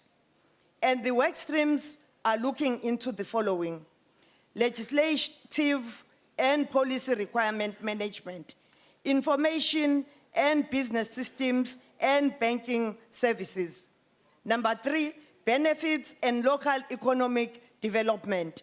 Number 4, change and stakeholder management. Number 5, human resource management. The work streams are in the process of conducting a thorough due diligence of the systems used by other social security agencies, including banks and the infrastructure developed by the current service provider, before recommending a more appropriate payment model for South Africa. I can assure you that we are going to take steps that will not disrupt the payment of grants, because social security is a constitutional right. But also, we want to assure you that we are not going to buy what we already have, so as to ensure that we save money. For this reason, we will ensure that agency balances its responsibilities of timely and accurate services to eligible beneficiaries with proper and effective stewardship of taxpayers' money in the transitionary period. Chairperson, just on a point of information, the Honourable Masango, in whose name this question occurs, was called away urgently, and her colleague on that... No, thank you, Honourable Member. The table has been informed that the Honourable Wilson will take the follow-up question in place of the Honourable Masango. The Honourable Wilson. Thank you, Chair. Minister, the current distribution system is being done by Net1. Have there been any discussions to take over the Net1 infrastructure that they have been using to do the dispersion? Yes or no? But of more concern, Ministers, if this has been discussed, is this department going to take back the database from Net1? Because the Net1 suddenly sits with a database of 17 million names, addresses and details, which must be worth a cool fortune. Have these discussions taken place? Are we going to take over their infrastructure, or are we, and what do we do about the database, the social development database that they are sitting with, please? The Honourable Minister. Ngiyabonga mhlali ngaphambili. Yebo, inhlelo zokuhlola nokuxilonga ukuthi i-process noma imshini noma indlela esetshenziswayo i-CPS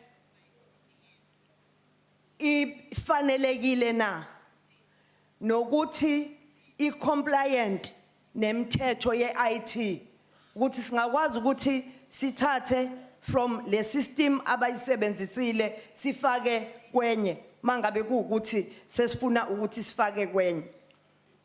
I-database eyethu futhi, and yiko nje sifuna ukwazi ukuthi sizokwazi ukuthi mangabe sithatha sifunde ngale mshini ekhona manje, siphinde futhi sikwazi ukuthi sidlulisele mangabe kuukuthi iya improve i-technology siyise kweminye imshini. Kodwa futhi sifuna ukusho ukuthi okunye esikubheke ngeso lokhozi ukulungiswa kwebhanki laseposini, ngoba ilona elikhona eSouth Africa kakhulu, and futhi mangabe ungasebenzisa lona kuzoba nabantu abaningi abahwebayo, and ukuhweba kuzohamba kuye emakhaya. So silibheke kakhulu ukuthi iposi libe ne-license yalo, likwazi ukuthi libe ibhange elikwazi ukuthi liyimele. The next follow-up question is to be asked by the Honourable Tolele. Thank you, Chairperson. Honorable Minister, over the last 22 years, the ANC government has worked consistently to develop a social protection that is developmental and meets the needs of the most vulnerable people. Honorable Minister, can you please enlighten the nation on the significance of taking over the social grant distribution by your department? Thank you. The Honourable Minister. Siyabonga kakhulu. Okokuqala okwenza ukuthi baleke ukuthi kube uhulumeni ozenzela lolu hlelo kwenza ukuthi lwehle lungabizi njengoba libiza manje ngoba kwamanje kune middleman and asinganayo icontrol kuyena mangabe ubheka nje indaba kamoya manje azange size siapprove kodwa iyenzeka indaba yabanye bathathelwa imali kagesi bengenawo ugesi nayo futhi ayizange approve yithini ikhadi elisha elivela kwenye service provider yale service provider esebenza nayo azange kube nesivumelwano ukuthi alibe khona so okwethu ukwenza umkhankaso ukuthi suhulumeni asiyona ingxenye yalokho kodwa futhi siyafuna ukusho ukuthi siyaziqhayisa ngokuthi noma imali yabantu iyathathwa okubaphatha kabi lokho ngoba abantu abahlwempu siyakwazi futhi ukuthi sibuyise sesikwazile abantwini abangaphezulu kuka 5,800 ukubuyisela imali emumva out of 44,000 cases eziripotiwe ngemali ethathiwe kube ngazange kuze abantu bethu basayine enye into esifuna ukuyivikela ukuthi kufika omashonisa babolekise imali kogogo bethu enye into esifuna ukuyivikela ukuthi laba abanemshwarense bathathise ogogo imshwarense mhlambe emthathu kodwa kuvumeleke kuphela ukuthi banze i-funeral scheme ezongabi ngaphezulu kuka 10% kodwa manje benza ibe ngaphezulu kuka 10%. Ngiyabonga. The next supplementary question is to be asked by the Honourable Slope. The Honourable Matiase. As Chair, the Minister would admit that SASSA is engaged in cannibalism through the company called CPS, which distributes social grants and in return charge exorbitant interest from beneficiaries of social grants. That's cannibalism.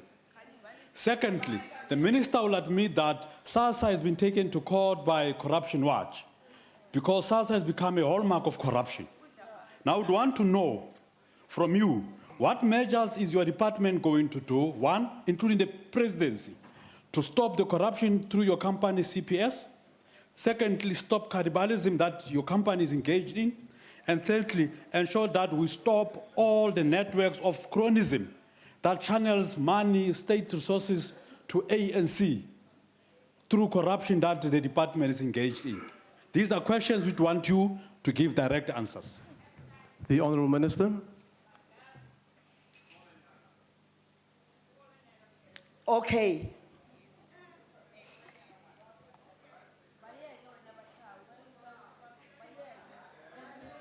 You may continue, Honourable Minister. To the winners lender for nonsense.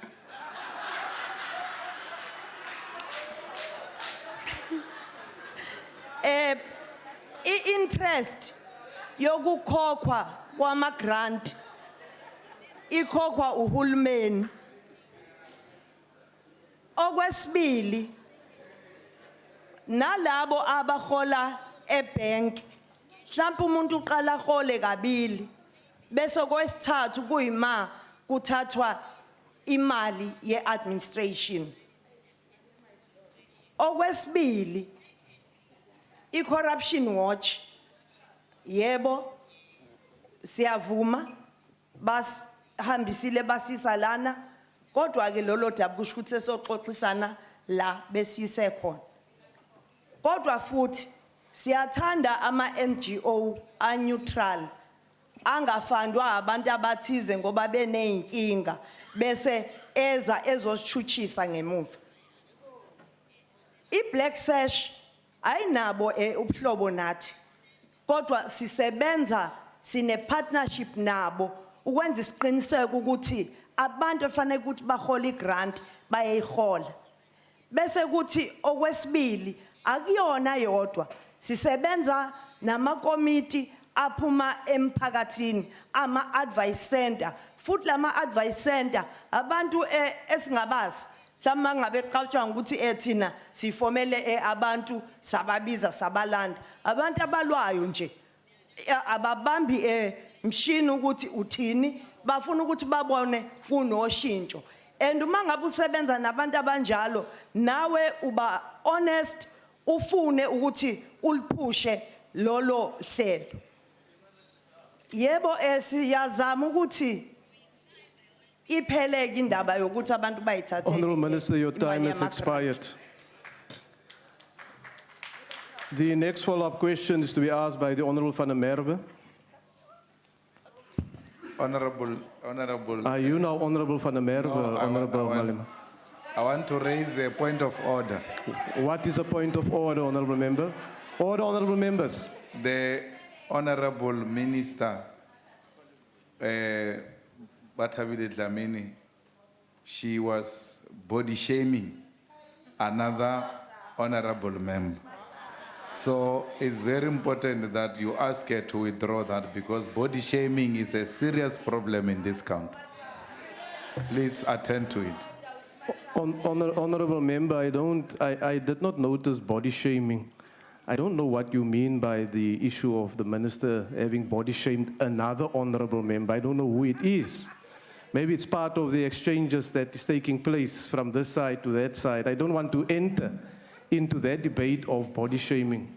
Honourable Shavambu. So, Chair, in terms of the procedure of presiding there is that when the point of order is raised against a minister and you have not noticed that, you must ask her if she did what is said she has done. If she has not done so, she will say it herself. And if she did it, she will then have to withdraw. If she claims that she didn't do it, we're going to look at Hansard and then we'll come here to censure her for misleading the House. No. So please ask her if she did what she said to have done. Please. Honourable Minister, is there anything that you may have done that I did not see you doing, that you body shame, as the Honourable Member referred to it, anyone? Azange ngenzi body shame kodwa ngiyajabula nje ukuthi wehlile honourable member. Ngijabula kakhulu. No, I think let's leave it there. The Honourable Van der Merwe.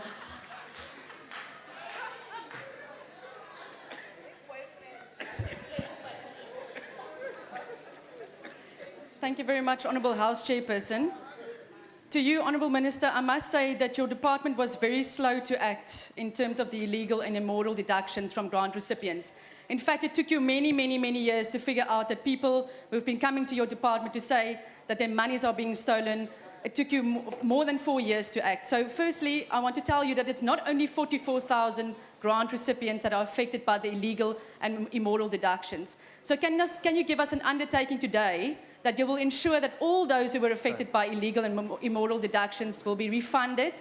And will you be taking legal action against those loan sharks and other institutions who are subjecting our poor to these deductions?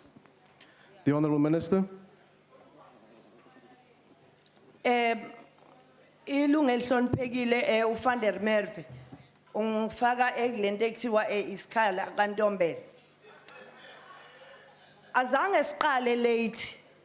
Maqalwa nje kurepotwa sasukuma sabhala incwadi sibhalela iservice provider. I-service provider uCPS hayi uNet1. Basenza ingane bathi bona abayithathi imali ithathwa uNet1. Number 2, sahamba ngeqholo elikhulu saya ku National Credit Regulator. Ay sathemba ukuthi hayi ngoba National Credit Regulator uhambisana nohulumeni uzosilwisa la. Hayi lafike lasilahla iqala. Yiko ke esize saya ecourt and icourt yafike yasifavor and into esibambile manje ukuthi kungaqhubekeli phambili ukuthi bona laba bonke ne service provider yethu bathe bafuna icourt interprete judgment yayo and therefore ngomhla ka 17 and 18 ka October siyolalela ukinterpretwa kwe court judgment. Thank you, Honourable Minister. Honourable members, that concludes this question session and the business for the day. And the House is adjourned. No, Chairperson. Chairperson. Sorry. Chairperson. Sorry. Chairperson. Sorry. Just, Chairperson, sorry. The House is adjourned, Honourable Member. I got up on a point of order. No, the House is adjourned. But what about the questions on the order paper?